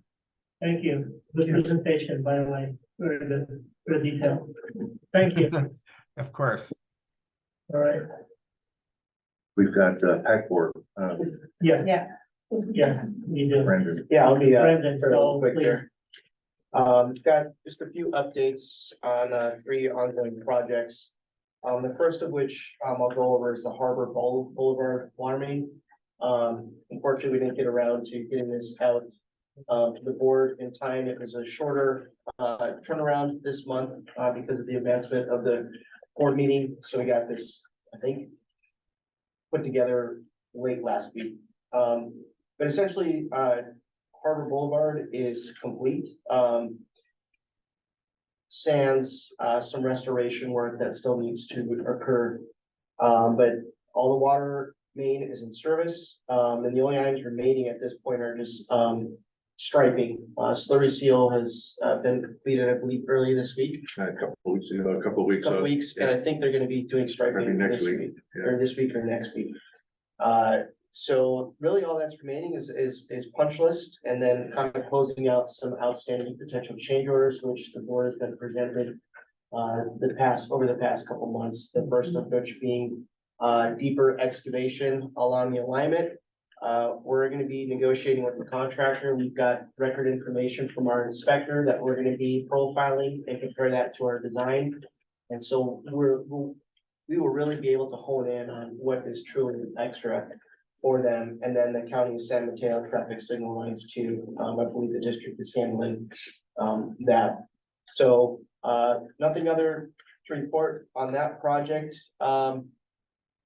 Other than just the standard photos that are in here. If there's any questions on this, I can go through anything here. Oh, just also mention, there are some other minor change orders that will be coming, just that were district requested, such as meter covers and then just a couple of minor modifications, but we don't expect those to be too high, so. Any questions on harbor? Harbor. Okay. Harbor is done. Great. The DNLO project, that project is, still under review. The Division of Drinking Water has reviewed our plans, or not our plans, but the consultant's plans. And we met with them, 2 weeks ago, and there's a couple alignments that are close to, I'm not sure if it's sewer or storm drain, but in any event, you know, they need to, kind of meet with us, and I guess our conversation to them is that we really don't have any other options as far as where to place our main. And so that's gonna be, moving forward on discussions, and hopefully they'll grant us the variance. And then most likely they should. Is that the sewer line that Julian used? It's either sewer or storm, you know, they like to have a minimum of 10 foot separation, and it's just not gonna happen there, Yeah, you know, so. There's no room. There's just no room. There's other utilities in the way and so on. And actually in one of them here recently, another project, the state, or the DPW didn't give the variance, but they also said that we couldn't do it. You know, and then evidently that happens quite a lot with agencies. I'm not sure if you guys see that in Palo Alto, Matt. So we just went ahead and did what we thought was what we could do the best, and just try and construct the pipeline in a manner that would mitigate or minimize any potential, you know, exposure, but, you know, we couldn't put anyplace else. You Yeah, know, that's fine. DPW is getting away from this authorization on these variances. Yeah. Trying to get to the, well, you submit and it's on you. yeah, I think they're seeing more liability in the approval process that they're providing the added safety that they're, I don't know. But they still want to see the they plan. still rejected a couple for it, Yeah. but then they, you know, have chosen not to issue. and then lastly, Old County Road, right outside the front doorstep here. Notice to proceed was issued on November 6th, and they've actually already begun work, which is good. We had our first weekly meeting today. You guys having them every week? Mhm. Yeah. And so far, so over the past week, they've installed 350 linear feet, 330 feet of pipe over the course of 350 feet. So they must have a couple trench plates out there. At the moment, either that or they backfilled. Yeah. They're on They're Rolfe right here. between Elmer and Old County Road. In fact, you guys may see them by the time you leave, they're gonna be working out here on Yeah. Old County Road. Yep, so So the meeting is, Brenda, is usually with. It's our construction manager, which is 4-leaf, right? They're the ones who are doing construction management inspection on the job. Staff, you know, Kat, Michael and I are in the meeting. Packport, you know, Jubin's there and Kurt Warren's on his side, and then the contractor. and then shop. And Shop and Wheeler Design The Engineering. design. Yeah. And right now, all work is at night. Yeah, And then, let's see here. And then, they've already kind of come across a couple potential, extra costs possibly. They have run into very thick asphalt out here on Ralston, upwards of 23 inches thick. Wow. Which is, Yeah. we've never seen that thick, and so it must have something to do with when they were reconfiguring, Yeah. you know, out there. So that's pretty much all up to date. They've just got started. And they're gonna be progressing here, probably they're not taking time off next week, but things are definitely gonna kind of slow down. Slow down They're for the focusing on holidays, trying to get, tie-in. I yeah, believe, they right? want to get a tie-in. They're ready to actually pressurize and disinfect this first segment of the line. And so we were talking about grabbing samples for the disinfection running to the SFUC lab, but we need to find out from the lab what their office is gonna be like, or the lab's gonna be like next week because of the Thanksgiving holidays. I was just thinking about the depth, some of you may recall, we did the Alameda Del Pulgas capital project back in 2015, 2016. The contractor then ran into like 20-21 inches of asphalt in a couple of places. Yeah. Well, Must be more revenue here. Packing it on.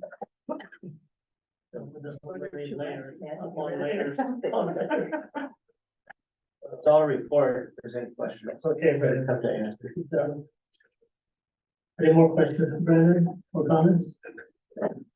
Very good. Good pictures, too. Thanks for Barry, our design engineer. And Victor. Yeah, Victor's out there. he's out there every day taking now. photos. So. Good, good. All right. Thank you, Brendan. We'll move on to director's report. One from my left, Director Weaver, anything? The HR meeting, they had a presentation on biolabs.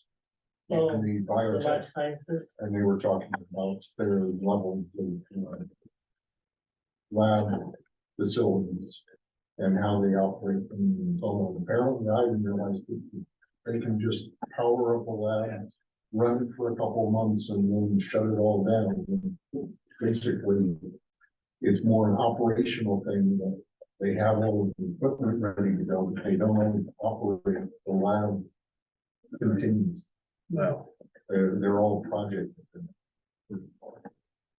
Which will complicate figuring out how much water they use. Not the only thing.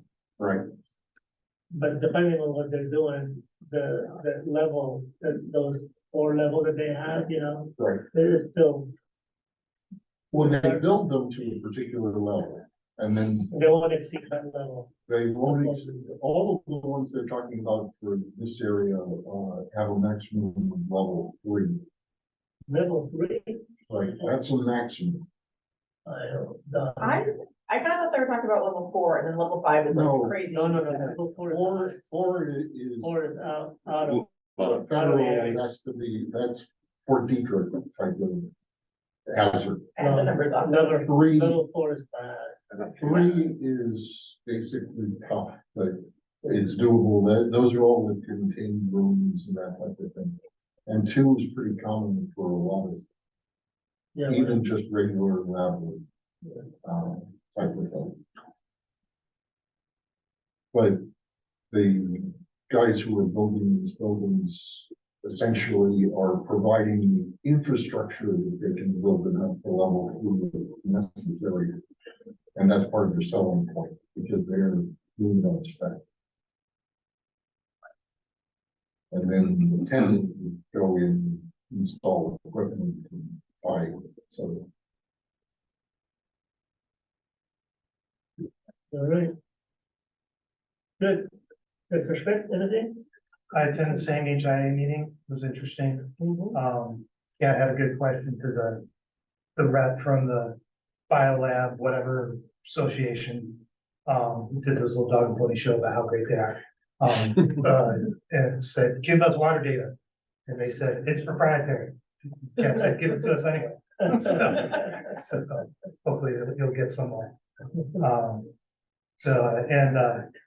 The only other thing I'll mention is a brief aside. I'll get some photos to you, Cap, but looks to me like they're over irrigating on the Ralston going up where it crosses over 101. That's draining directly into those little wetlands that are right there. So.